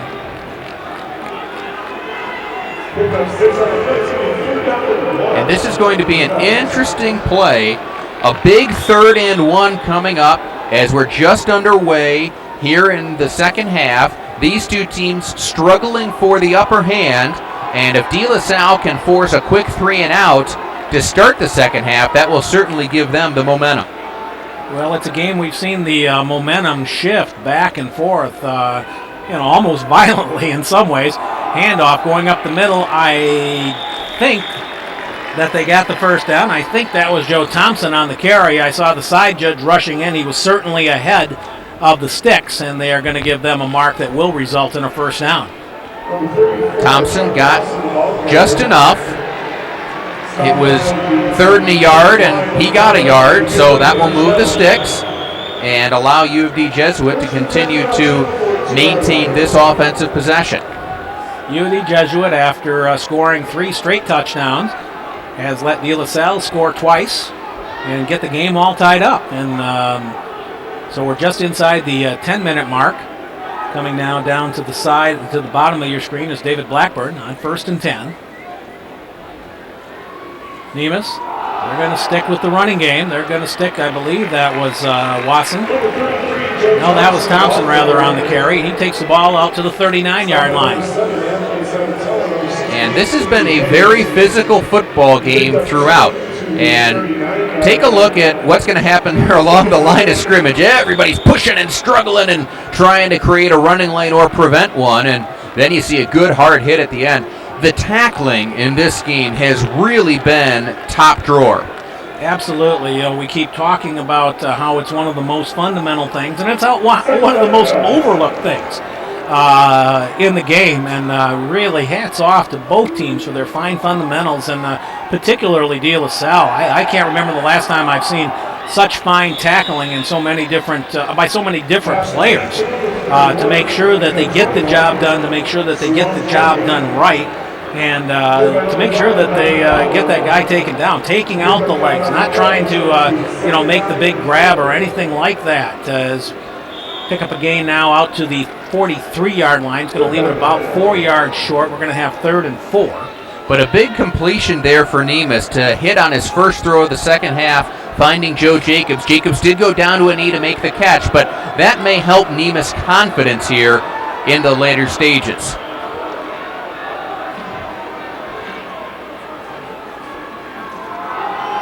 Second man through now and breaking out into the open is number 33. That is Joe Thompson, and Thompson takes it into De La Salle territory and down to the 38-yard line. Really nice play on the delay because they sent Watson through first, and then they countered the opposite direction with Thompson. And everybody bit on the fake to Thompson. Watch, they're going to fake the handoff to 34, and then they give it to 33, Thompson, and he's able to get away from Fowler, who had so many big tackles in the first half, and get it into De La Salle territory down to the 38, a 19-yard pickup for Joe Thompson. And that's a look they haven't shown today. It was really, really nice execution to run the delay to the second back. Sims down to the bottom of your screen, coming out around the side now. This is Watson. Watson over the 30-yard line. He's going to get close to another first down. I think he's got it, and I think that was a classic example of the running back delivering the punishment. That was not a situation. At the end of this play, it is not going to be Watson who gets hit. It's going to be Watson who delivers the hit. That's right here. Our cameras will see that, and look at that. Here comes the hit, and he just delivers a shoulder right into Fowler. And Fowler was actually in a very good position to make the play, but that time Chuck Watson got the better of him. It is a first down. The ball is at the 27-yard line. De La Salle trying to hold off U of D here. U of D trying to go back into the lead. And we got a little movement, and we're going to have 5 yards marched off against the Cubs. And that was on George Wynn. And if Wynn had a little bit more presence of mind there, he could have just turned and started running to the outside and acted like he was supposed to be a man in motion, and he might have been able to get away with that. That's not your inclination, though. It's usually, it says, oh, I don't. And before you know it, the flags go flying. But actually, they're going to call De La Salle for going off sides. That would have had to have happened before the motion took place. We're going to take a look, see if we can see it as the officials come over and talk to Paul Verska about it, because that's a dead ball foul. And if we're taking a look in here, now you're going to watch and you're going to see the motion from the left halfback. There's the encroachment right there. There was encroachment on the play that time, and that was Anthony Sabatella. who came in, and as soon as you break in there, it isn't you call the play dead immediately in high school ball. You don't have the opportunity to go back. 1st and 5, a break for U of D. The ball is at the 22-yard line. Pass is coming out on the side to Deion Sims, and he is going to be close to the first down, but he falls back instead of falling forward, and I don't think he's going to get the mark. But again, Nemus now has thrown to the right side, and he is going to complete a pass, and then this time he goes to the left side and completes the pass to Sims, who does not go the direction he would have liked. He does fall backward, but a good piece of discipline here by De La Salle as they go over the top, and Emmanuel Johnson says, no, I'm not going to get called for a penalty. That's right, because the player was already down, but they really need to, if those passes are in stride, if those passes are up just a little bit, then they give people like Sims a chance to do their stuff. As it is, it was a gain of 4, and it's 2nd and 1. Nemus scrambling. He's going to try, and he decides to take a slide at the 20-yard line. He says, getting hit in this game, is it worth the pain? I'll take the loss. And Nemus made his mind up too late. If he had run as soon as he turned outside, he would have been able to pick up the first down. He waited to see if the receiver would come free. That also gave De La Salle to recover defensively, and we'll get another look at it here. Watch. If Nemus turns and runs right now, he's going to pick it up, but instead he goes laterally, and then he's got 2 purple shirts to bring him down for a loss of 2. Discretion is the better part of valor, or at least not getting your bell rung is, and so now it's going to be 3rd down. I'm going to call it a short 3. Yeah, it's going to be about 3 yards. This is the opening drive of the second half for the U of D Cubs. They're going to hand it off, and that's Wasson, and Wasson is going to pick up the first down. He's going to make it 1st and goal. And I have been really impressed with the play calling of Scott Merchant today, because in the critical down and distance situations, they have called the right play every time. Yeah, let's check that. That was Joe Thompson who made the gain on that play. Little delay, and Wasson is trying to lead in there with him, but a nice pickup on the play as Thompson heads over to the bench. Kind of got the wind knocked out of him. He had enough purple shirts on top of him. It doesn't surprise me if he didn't. 1st and goal now. The ball is between the 9 and the 10. They cannot pick up a first down. Now this is Wasson. Wasson's trying to look for some room, and he's going to get run out at the 10-yard line. And out there on the defense that time for Warren De La Salle was Alex Hillman. Hillman did a good job finishing off the play, but really everybody for the Pilots defensively did their job, stayed in their lanes, and Wasson had no room to run. Loss of about a half a yard. It's 2nd and goal. The ball is now on the 10-yard line.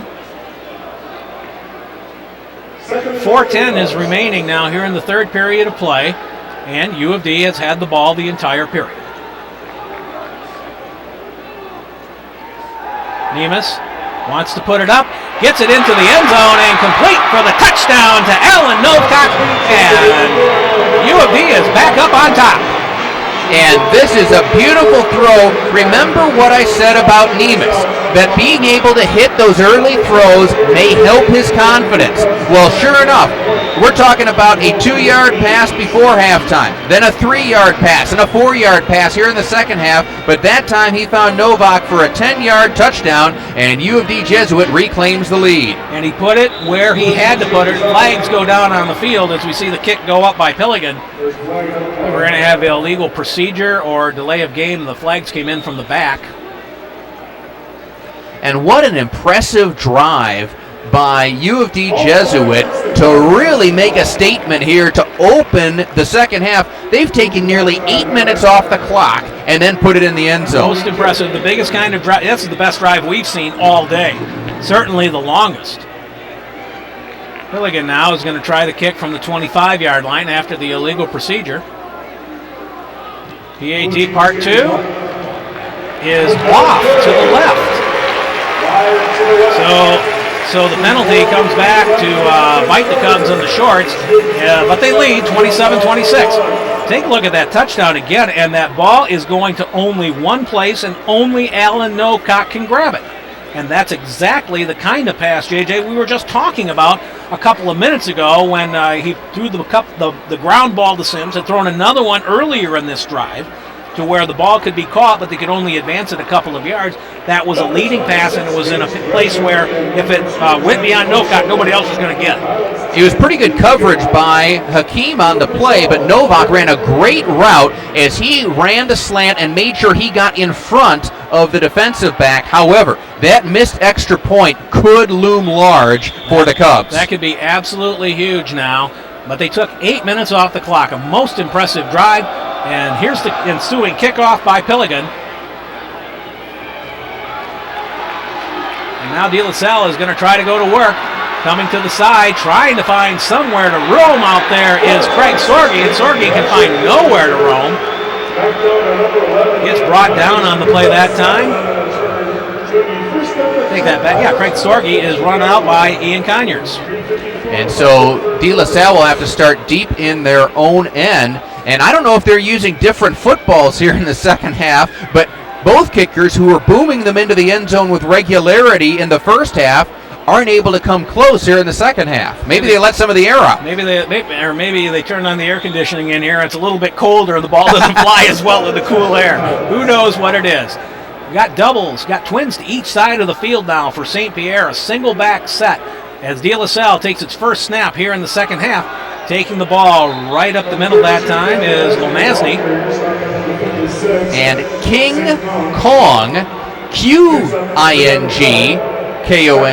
King Kong, that's his real name, folks. He went and made the tackle for the Cubs to hold Lomasny to a 2-yard gain.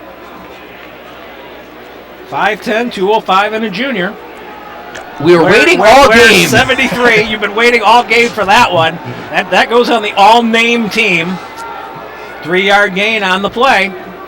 2nd and 7. St. Pierre trying to take it for Fowler. Intercepted by the Cubs. Nice pickoff out there that time by Charles Bryson. And that's the first time that's the first interception of the day and the first time this year, I believe, that Cecil St. Pierre has been intercepted. And it comes at a most inopportune time because U of D Jesuit just had a great drive, and here that's just great coverage by Bryson. And St. Pierre needed to get this ball a little bit higher, but because of Bryson's coverage, you could see that they had a man deep there. They had over-under coverage on Fowler that time, and St. Pierre would like to have that decision back. And now U of D Jesuit is going to be taking on a De La Salle defense that has barely had time to catch their breath. They had less than 1 minute of clock time to rest.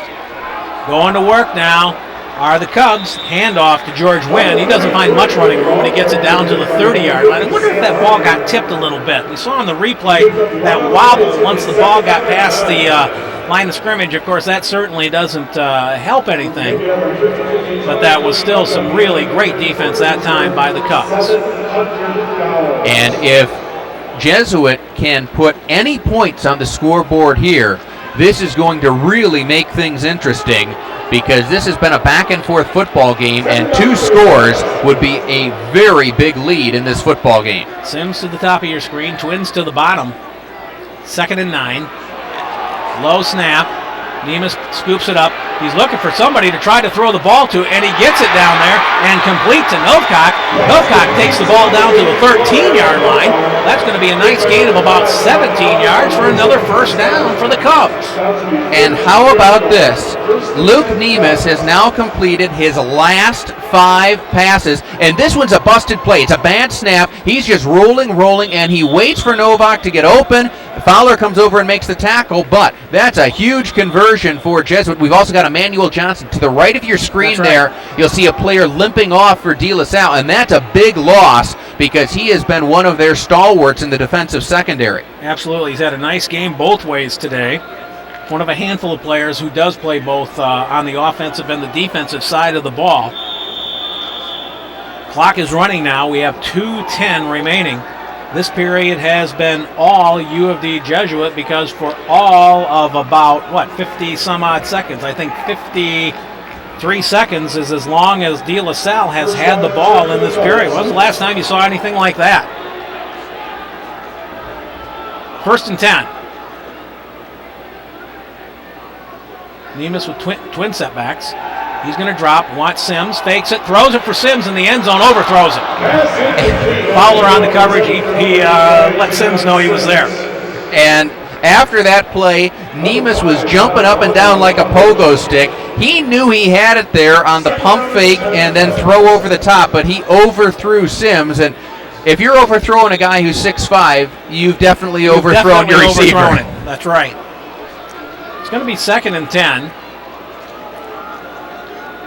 But that's the exact kind of pass that you want to throw. You want a jump ball situation like that. Very few people can match that freshman in terms of size. Certainly a force to be reckoned with and to be respected. Coming down, this is Wasson. Wasson down to about the 8-yard line. Tackle on the play that time was by Matt Hayden. It's going to be a gain of about 5 yards. It'll make it 3rd and 5. The clock continues to run with a minute 25 to go here in the third quarter. And a big third down play coming up for U of D Jesuit. And, of course, Coach Merchant's thinking already if he will go for it on 4th down, depending on what happens here on 3rd, because that'll affect the play that he decides to send in. We got twin receivers going to the top of your screen. That's Fitzhenry and Blackburn, and we're going to have the clock stopped on the field, and we're going to have a timeout taken by Warren De La Salle. A pivotal play coming up. U of D Jesuit has controlled the football for nearly all of this third quarter. And so Paul Verska and the De La Salle coaching staff get their kids over. One, maybe just to give their defense a little bit of a breather and make sure that they're fresh for this important third down, but also to remind them about their assignments, because we have seen the Cubs on several occasions come up with a very creative play that has allowed them to convert on a third down, or in the case of Thompson's touchdown run in the first half, on a 4th down. They've done some really good play calling. Credit Scott Merchant and his staff. Nice game plan coming into this one, and we've seen them do some, I don't want to say creative, but I'll say effective things. They've come up with the right play, it seems, when they've always needed it. They've been able to set up things. They set up the runs inside for the second period by trying to go off the tackles in the first period. I think this has been a well-executed game plan by the Cubs as they come back out onto the field. And really, the execution has been good on both sides. De La Salle right now trying to prevent the Cubs from capitalizing on the St. Pierre interception. 1 minute to go here in the third period of play. Sims is at the top of your screen. And they're going to give it to Wasson on the pitch. Wasson's out there. He's got to fight for yardage. He fights his way into the end zone for a touchdown. U of D goes on top now by a score of 33-21 with 53 seconds left in the third period. And John, we talked about it at the open. U of D Jesuit came into this football game with 3 running backs that had all been effective. Now in this football game, all 3 have put it into the end zone. Wasson doing it there. We saw Thompson and Wynn do it earlier, and that's what depth will do for you. Defenses can't key on one player. They've got to respect everybody, and Wasson, the power back, gets it here. This is a simple toss. This is a simple toss, and it's simple power. And then he runs through a tackle at the 5-yard line. Fowler. And Fowler did, we've been singing the praises of Fowler's tackling, and Fowler did what he was supposed to do. He went down with the shoulder, but Wasson wasn't going to have anything to do with it on this play. It's just some good, hard-nosed football. I don't know if we can get a good look at it from this angle, but we can see him break free from Fowler and into the end zone for his 4th touchdown of the season goes Chuck Wasson. Puts his team up, and now U of D has taken a timeout because this is a critical conversion at this point in the game. They want to try to get up by 2 touchdowns and 2 extra points. They need to make up for the one that got missed on the last conversion when Pilligan missed a kick that was 5 yards further back. Slightly tighter formation than we've seen the Cubs run all day. Passes out on the side, complete, and in for 2 points goes Joe Thompson. And great presence of mind, great poise, and great patience by Nemus, because he is going to get drilled on the backside, but he waited for Thompson to come open, And that is a big 2-point conversion for Jesuit. Watch on this play is I believe this is going to be Torsey who's coming around the edge, and he's unblocked. And he drills Nemus, but he gets rid of the football, still throws the spiral, and Thompson makes the catch, and then he gets the 2-point conversion. You just barely see the hit there, but Thompson, they had run just a few receivers out into the side, and De La Salle wasn't able to compensate and cover for the running back coming out there. It's now a 35-21 game, and so U of D Jesuit now up by 2 touchdowns. The pendulum has swung back in favor of the Cubs here in this third period, and the Cubs have had the ball virtually for the entire third period. Kick is going to go, and it bounces out of bounds. Watching it go out of bounds that time was Danny Kosho. Flag flies, and so now the ball will come out to the 35-yard line, where it'll be 1st and 10 for De La Salle. And this is almost a must-score drive for De La Salle because of the way that U of D Jesuit has consumed this third quarter. We've only got 53 seconds left to play in this quarter, because they have run the football and just eaten up huge chunks of clock, as well as getting big chunks of yardage when they needed it, like here, 8 yards out by Wasson. And that was just a great run by Wasson, and that defense for De La Salle is just absolutely has to be gassed at this point. Not only does De La Salle find itself in a position to score, but it needs to keep the defense off the field for several minutes. Handoff. That's going to go up the middle for LeMazy. He's going to get about 3 yards. Of course, De La Salle will get the benefit of the quarter break that we're just 35 seconds away from. But just to go back to my original point, because there is so little game left, and because we know the way U of D Jesuit can move the football and run out the clock, De La Salle can't count on getting the football that many more times. And so being down 2 scores, they've got to capitalize here. Twins split to each side of the field. St. Pierre wants to bring it out to the side, and he does. Complete out near midfield. That's David Blackburn on the catch. Gets it out to the 49-yard line. And with 7 seconds to go, that's a first down for the Pilots. It'll probably be the last play of the quarter, because the clock now starts, and I think they're going to let it run out, and they do.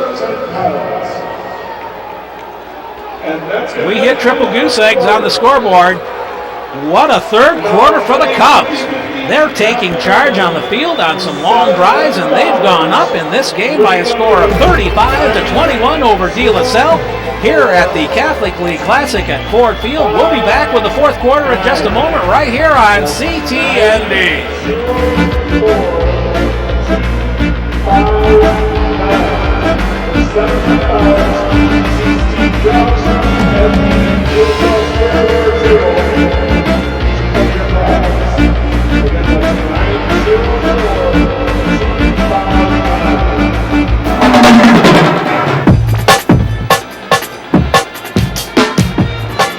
Education is the key to a successful future. A Catholic education teaches good Christian values which students will carry with them for a lifetime. For more information, call the Catholic school in your area or the Catholic Schools office at 313-237-4676.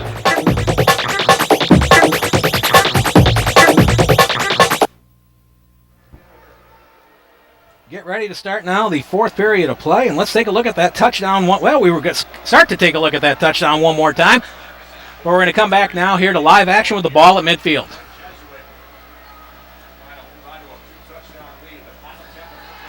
St. Pierre back to pass, lots of pressure. He goes down. Did the ball come out? No, he's just stacked back there. Great pressure coming in from the backside that time. And let's see if we can take a look at that last play of the third quarter, because it's an important play for De La Salle. De La Salle, you remember St. Pierre on his first pass of the second half threw an interception. Here, they come right back to him. They show confidence in him, and you can see he knew he was going to get hit, but he still found a way to get it out to Blackburn, and so that's got to do wonders for his confidence. Now, that sack cost him 5 yards. That's not going to help, but good coaching there to get St. Pierre his confidence back. 2nd and 15. Ball comes out on the side to Emmanuel Johnson, who's back in the game, and he gets driven back. It's a loss of about 4 yards, 3 or 4 yards on the play. And this Cubs defense has really stepped up on back-to-back plays. First they get the sack, and then there they complete the pass to Johnson, and he loses a couple of yards. So now it's going to make it about 3rd and 18. Ball is back at the 41-yard line. They've got to make it to the other 41-yard line. Twin receivers to the top and the bottom on 3rd down. St. Pierre trying to convert things and get his team back into the game. Going to put it out there on the side for Fowler, and it's beyond his outstretched arms. Incomplete. And great coaching again by U of D Jesuit. They had Fowler double covered. He is the one player who has really hurt them in the passing game today. And so if there's a man you're going to double up, it's number 5 in purple, and that's exactly what the Cubs did that time. Shane Torsey is now on to punt for Warren De La Salle. Hamilton standing back at about his own 23-yard line, waiting for this kick.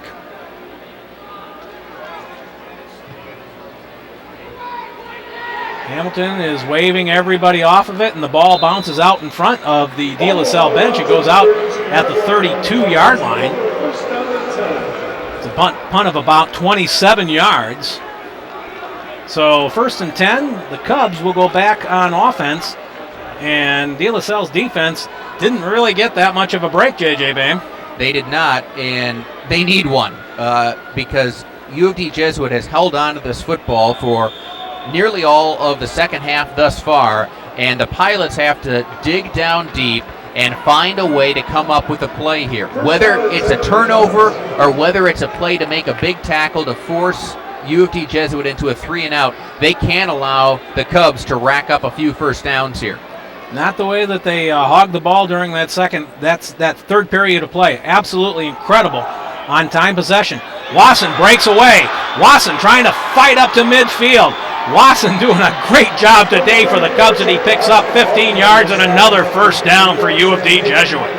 You'll often hear broadcasters talk about running backs that get stronger as the game goes on. For Chuck Wasson, that's his 10th carry today.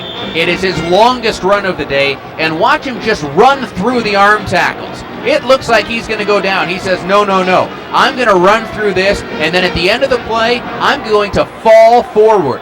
That's 1, 2, 3, 4, 5 yards after initial contact. And he's dragging Fowler. Fowler actually is doing a pretty good job to hit him low, but that part of that is the fact that this defense for De La Salle has been on the field a long time in this second half. When that happens, you don't become as effective with your tackling. You're starting to do more arm tackling, and even a good play that time like Don Fowler made, hey, he's got to be a little bit on the tired side because he's gone both ways in this entire second half.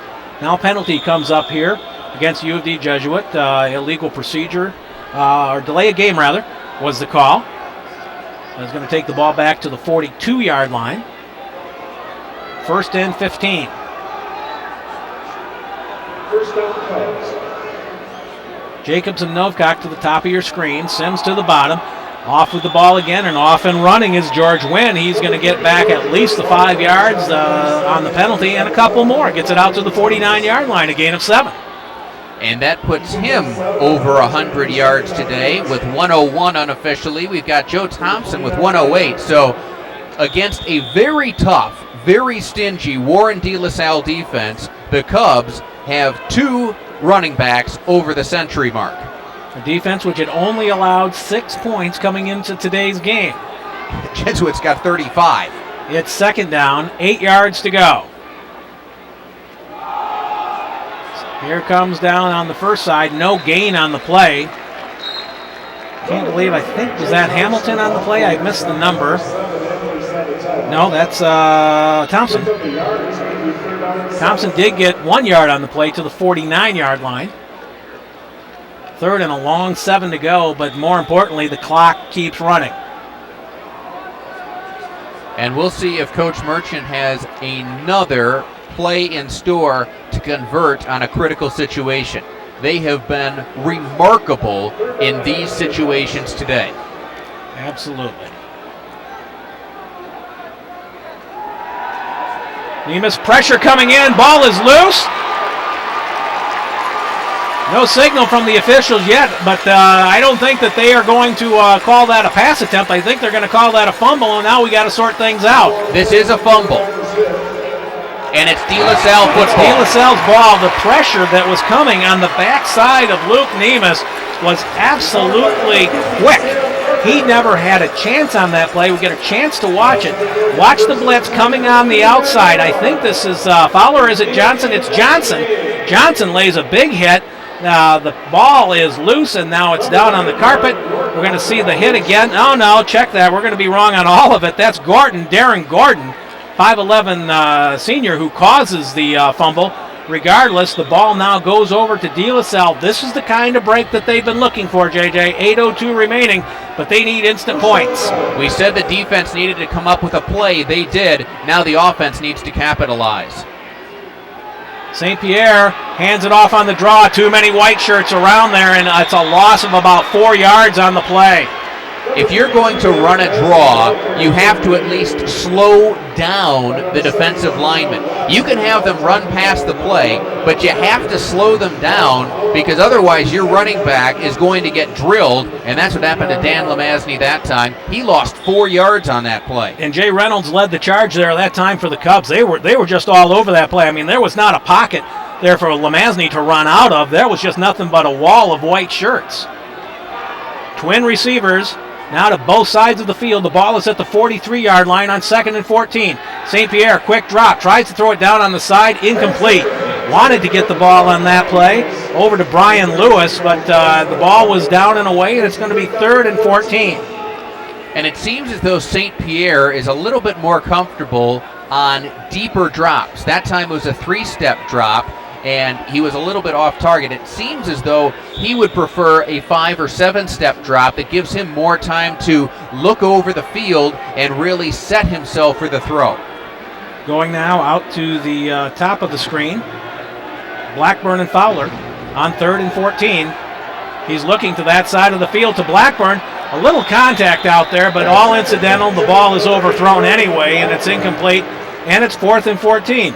4-down territory, JJ? It has to be at this stage of the football game.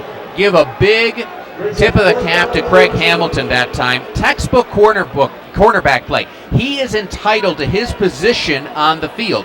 He did not grab the receiver. He just stood in his way and prevented him from finishing the route. You are allowed to do that. So it's going to be a key play here now for Warren De La Salle. 4th and 14. They've got to get it inside the 29-yard line to get a first down. St. Pierre with the deep drop. Looks like they're trying to set up a screen now. St. Pierre is on the run. Tries to get the ball out there, and it's complete. But falling short now of the first down was Danny Kosho. Nice play out there by Warren De La Salle to make something out of nothing when the play broke down. But the ball is going to go over now to the Cubs, but I think we've got a flag on the play. This is a great individual effort by Cecil St. Pierre because he is running forever and running for his life, being chased by everybody wearing a white shirt, it seemed. And he did find Kosho, who made the catch, and he was stopped short of the first down. So given that it was 4th down, if this is against De La Salle, and it appears that it is, if you are U of D Jesuit, you've got to decline this penalty so you get the football back.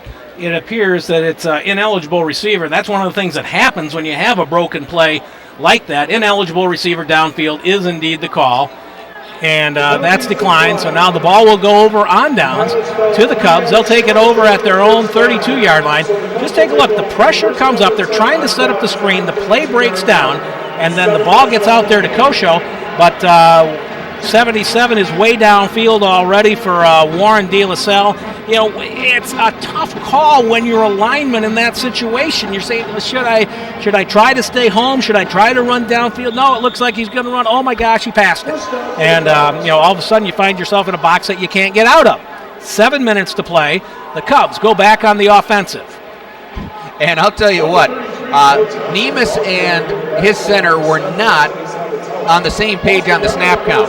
That ball hit Nemus in the chest, and it's a good thing it did, because if it had been off target even a little bit, it would have rolled past him. He wasn't ready for that snap at all. That disrupted the timing of the play and caused Thompson to lose a yard. Ball back at the 31-yard line. Clock continues to run. We're at 6:30. And now, if you're the Cubs, JJ, all you got to do is string together a few first downs here, and you're going to milk most of that clock. High snap again this time, but the ball comes, and off the tackle goes Joe Thompson. He's going to get the ball out to about the 37-yard line, so he's going to get a gain of about 5, maybe 6. We're going to get it now to third, and we'll call it 3rd and 6.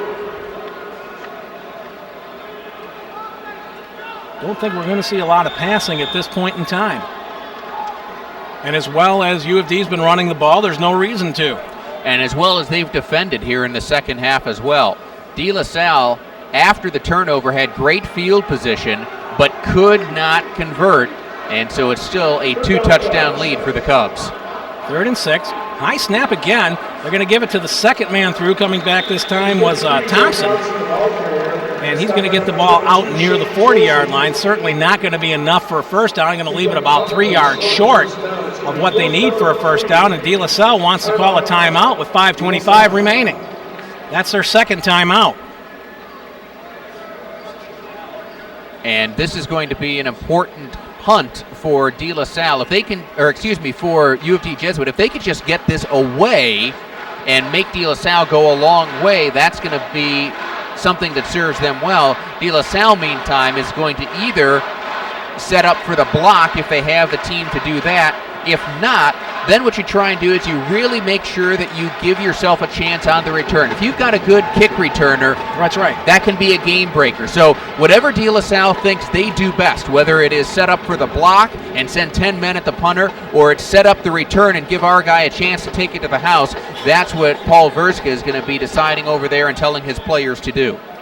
And with the defense that's been on the field so long, of course, if you've been able to swap a few fresh bodies out to come in for this kind of a play, maybe that makes a difference. But if you've got a team out there that's physically drained, that's got to come into play too. As we watch heading back into position is Barazik. He's going to drop back to about his own 30-yard line. And this is Kerry Pilligan standing back inside his own 30 to punt the ball away.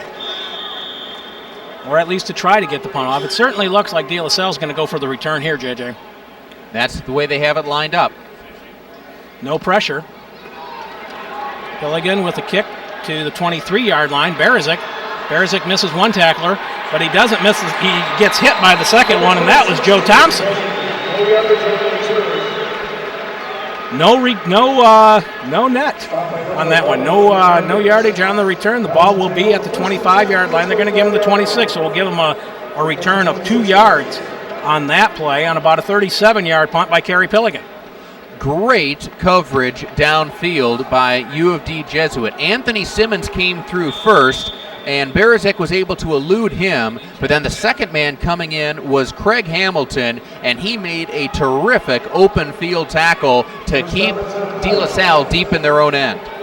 Lamazny is the only setback back there with St. Pierre. It's a passing situation definitely now for the Pilots. Ball out on top for Fowler, and it's ruled a catch in front of the Cubs bench. It'll be a first down by passing for De La Salle. And a great job by Lamazny that time of picking up the blitz. He was the lone setback. Watch 32 pick up 44. You see that on the Does a good job there, and screen. Allegheny cannot get there in time, and a nice catch there by Fowler. Ball is up in the air and tipped high, but nobody's going to get a handle on that one.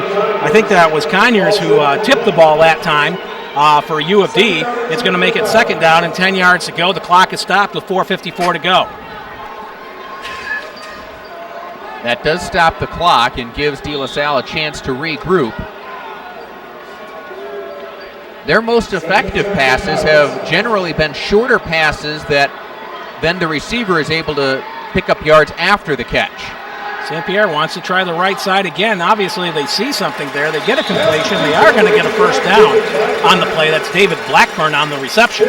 And that was a great catch by Blackburn, He reached out his hands. He held on to his hands so that he could not have it ripped free. Gets 11 yards. Just inside of the Cubs' end of the field now.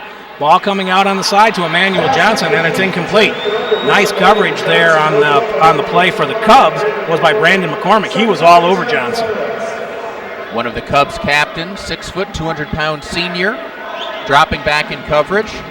And again, De La Salle, not a team that tends to throw a lot of passes, but when they have had to this season, they have managed to do so. As we talked about in the first half in their win over Gabriel Richard from Riverview, St. Pierre threw for 12 of 18, 143 yards and 4 touchdowns.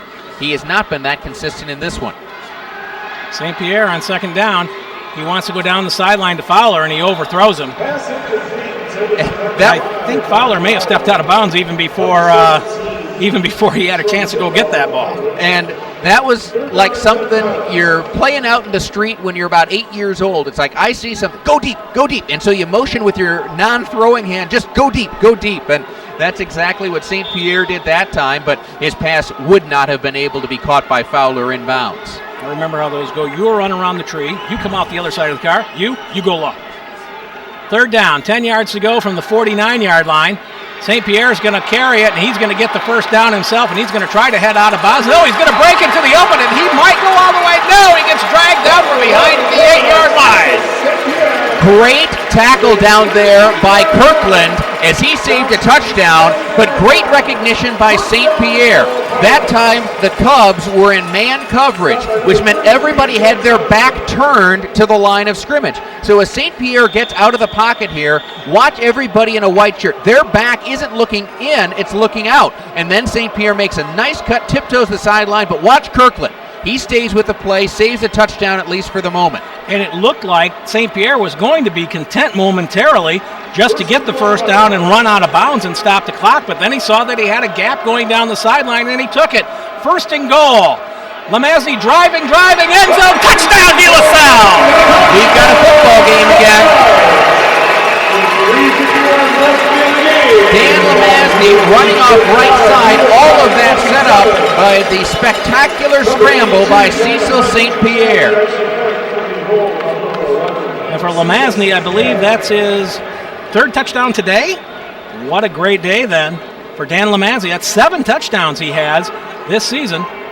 Now for the extra point, this is John DeHaan out of the hold of St. Pierre. Left-footed kicker, puts it on its way, and it's good. We have a ball game, 3:51 remaining. U of D's lead is down to 7 points now. It's a 35-28 game. Let's look at the power this time again as Lemazny just drives through the left tackle. Of course, he gets a couple of nice blocks out there. That's Monarch helping to clear the way for Lemazny to go into the end zone for his third score of this game. And John, this has been as good a high school football game as you are going to see.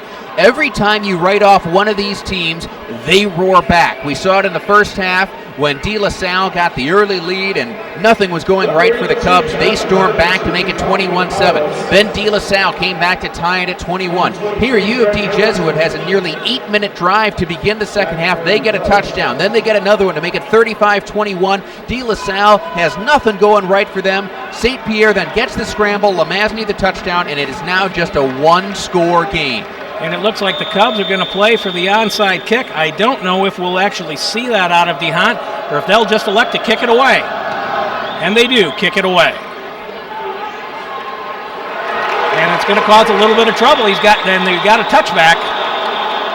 And that is a break for U of D Jesuit. A huge break for U of D Jesuit. And especially Craig Hamilton. Yeah, and while the momentum of the ball carries it into the end zone, it wasn't anything that the receiver did. Even though there was a little bit of a muff on that, it's still the ball's momentum that carries it into the end zone that creates the touchback situation. Because if Hamilton had to bring this one out, he would have really caught it and caught it hard. From all the purple shirts that were coming downfield. Now, you saw on the replay there, it did bounce off of his knee, and the official could have ruled that was him knocking it into the end zone, and so the Cubs really caught a break. Call. We have the benefit of the replay. We can slow it down. we see it from a different angle. He saw it than he saw it from. But now this is still a key time. There's still plenty of time left in this game. But De La Salle's really got to force a 3-and-out situation. And they're going to have to do that against a Cub running attack that has been very effective in this football game. And again, even with it hitting his knee, you can call that either way, but when you slow it down like that, you can see that Hamilton could have had it called and he needed to bring it out of the end zone. Now, he was going to get out. It was not going to be a safety, but it wasn't going to be pretty either. No, the Cubs would have been deep in their own end. They would not have had it out at the 20-yard line. Timeout is called by De La Salle after the 3-yard pickup on the first down play, but they're out of timeouts now. And so you have to take a look at that when you call your players over. It says, okay, guys, now remember, we have no timeouts, and now you got to plan accordingly the rest of the game. We're going to get a look at it again and see if maybe that might have gotten off his toe, off his knee, and that ball is dribbling back, but you probably can look at that either way. The white cap obviously takes a look at it and says, no, that's the momentum of the ball that carries it in. That's a difference probably of anywhere from 10 to 15 yards that De La Salle could have pinned U of D further back, but that's not the call. This is the play. This is where we're at, 2nd and 7. Handoff, going up the middle. Powering up ahead that time was Joe Thompson. Good, tough run by Joe Thompson, but give a lot of credit to the big guys up front. That offensive line for U of D Jesuit really pushed the point of attack forward, and now this becomes the play of the game for Warren De La Salle, because if they cannot stop the Cubs from picking up a first down here, U of D Jesuit can basically run out the clock on the next series. Coming up on 3 minutes to play. This is a critical 3rd and short situation. Wasson and Thompson in the backfield. That's going to be Thompson, and I think he got it. All he needs to do is get across the 30-yard line, and I'm pretty sure he did. So a fresh set of downs now for the Cubs. The clock winds. We're inside now of 2 minutes and 50 seconds to play. It's going to be awfully hard now without a fumble happening or without something happening, because the Cubs are destined to keep the ball on the ground, and they're just going to try and melt as much of this clock as they possibly can over these next few plays. And again, because De La Salle cannot stop the clock, you're going to see 3 running plays here. Luke Nemus brings him out. Hands the ball off to Wasson. Wasson, he wants to make something happen, and he is. He's heading down the sideline. He's got one man to beat. He's driven out of bounds at about the 25-yard line. No, they're going to spot him back at the 30. Touchdown saving tackle that time out there for Warren De La Salle by Sam Hayco. Big play on the part of Chuck Wasson. And if you're Scott Merchant, the only thing you say to Chuck Wasson is, great run. Next time, make sure you get down inbounds. We're trying to run out the clock. That's right. But Wasson with a big burst of speed. There was no way it was either going to be all the way or it was going to be out of bounds that time. And a nice play by the other 34, Sam Haycom, to drive him out of bounds. It's at the 30-yard line. Big gain on that play. I don't know what Wasson's got for the night now, but he's got to be approaching the 100-yard mark himself. Just a great offensive display here from a rushing standpoint by the Cubs. This is Thompson. Thompson's going to try it to the middle of the field, and we're going to get a whistle. Probably a loss of 1, maybe 2 on that play. The clock continues to run inside now, almost of 2 minutes to go here in this fourth quarter. A 7-point game. U of D on top of De La Salle, 35-28. Glad you could join us here on CTND. This is our last game of the inaugural Catholic League Classic from Ford Field, and it's been a dandy. They saved the best for last in terms of the football games. We certainly want to thank everyone here at Ford Field and the Detroit Lions for making this facility available. It means so much to these youngsters. And we certainly want to thank the administrations at both schools who helped us out with information during the week and getting ready for these broadcasts, as Wasson now is going to get stacked up for a loss. But look at what the clock continues to run. Both he and Thompson last time, they didn't fight for yardage. All they did was wrap up the football. Earlier in the game, you try and break that run, you try and go through the hole. Here, they're smart. They recognize I don't need to gain another yard. All I've got to do is make sure that I don't give up the football. And the way things are going with no timeouts left, I don't think I don't think U of D can quite run out the clock, but they can come darn close. Third down, 12 yards to go. They're going to toss it to Wasson. Wasson is going to be running it gingerly. He's going to protect the ball. Got it back. He picked up maybe a yard, and I don't know if they'll get this off or not. They've got to get the ball marked and ready for play by the 25-second mark. We'll wait for the official signal on that. There it is. They will have to run one more play. There's about a 7-second differential. Now, the play clock is not being shown here, but there's going to be about a 7-second differential because the referee blew his whistle at 32. Now, the U of D Jesuit crowd is cheering, but they don't realize this game is not over yet. They will take the penalty because the 5 yards mean nothing at this point. Well, no, actually, they're going to take a timeout. They're going to take a timeout, and the clock could have run down, JJ, to about 6 seconds. 6 or 7. In running the clock down to 11 and calling the timeout, now you ask yourself the question, are you probably going to try and just run something straight up ahead, knowing that the clock will stop at the end of the play, and you might give De La Salle one more shot at it, or do you run backwards? That's exactly what I was going to say. What I would do in this situation is I would have somebody set up for a deep shotgun snap, and I would take 11 seconds to run it backwards. Yes, it's a safety, but you can easily make sure you take 11 seconds going the opposite direction, and that would prevent De La Salle from getting any opportunity to win this football game. Just make sure that you don't cross that goal line until the clock runs out, and make sure you don't throw the ball in the air in jubilation until you hear the whistle. I recall a case in Illinois where a kid did that. He thought time had run out, and they're just going to do a little bit of a pooch punt, and they're going to let it roll, and they're going to have to pick it up, and they're going to have to run with it. And this is Emmanuel Johnson at his 10-yard line, and he's got to try to make something happen. But I think things are finally going to catch up with them, and they catch up with them, and the Cubs emerge victorious here in the inaugural Catholic League Classic, 35-28 over Warren De La Salle. And look at that jubilation coming off of the Cubs sidelines. They earned this football game. Warren De La Salle on the season, folks, had given up 6 points, and they weren't playing cupcakes. They played Detroit Pershing. They played Riverview Richard. They played Windsor Sandwich from over in Canada. However, when all was said and done, the Cubs found a way to move the football, particularly with their 3 running backs. They came up with some big plays defensively, and they get a hard-fought, well-deserved victory.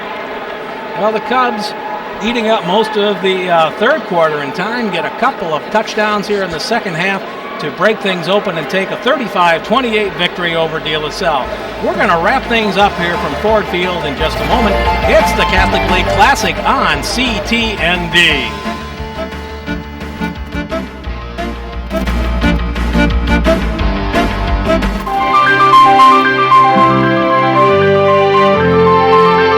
For me, this call, is for my life.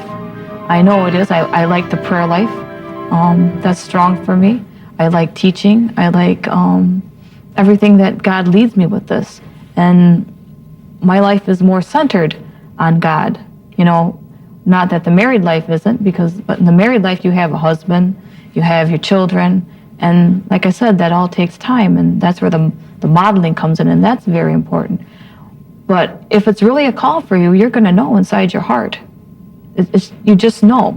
And I don't know how to explain that. It's just something within you that you know. This is where I belong. For more information, call the Vocations Office at 313-237-5875 or visit our website at www.tryiton.info. Back here at Ford Field, where in the third game of the inaugural Catholic League Classic, U of D Jesuit, the Cubs, celebrating in front of their student body, have taken a 35-28 decision over Warren De La Salle. in certainly the most competitive and the most entertaining game of the 3 games that we had here today, J.J. Boehm, and it was that third quarter that did it for the Cubs.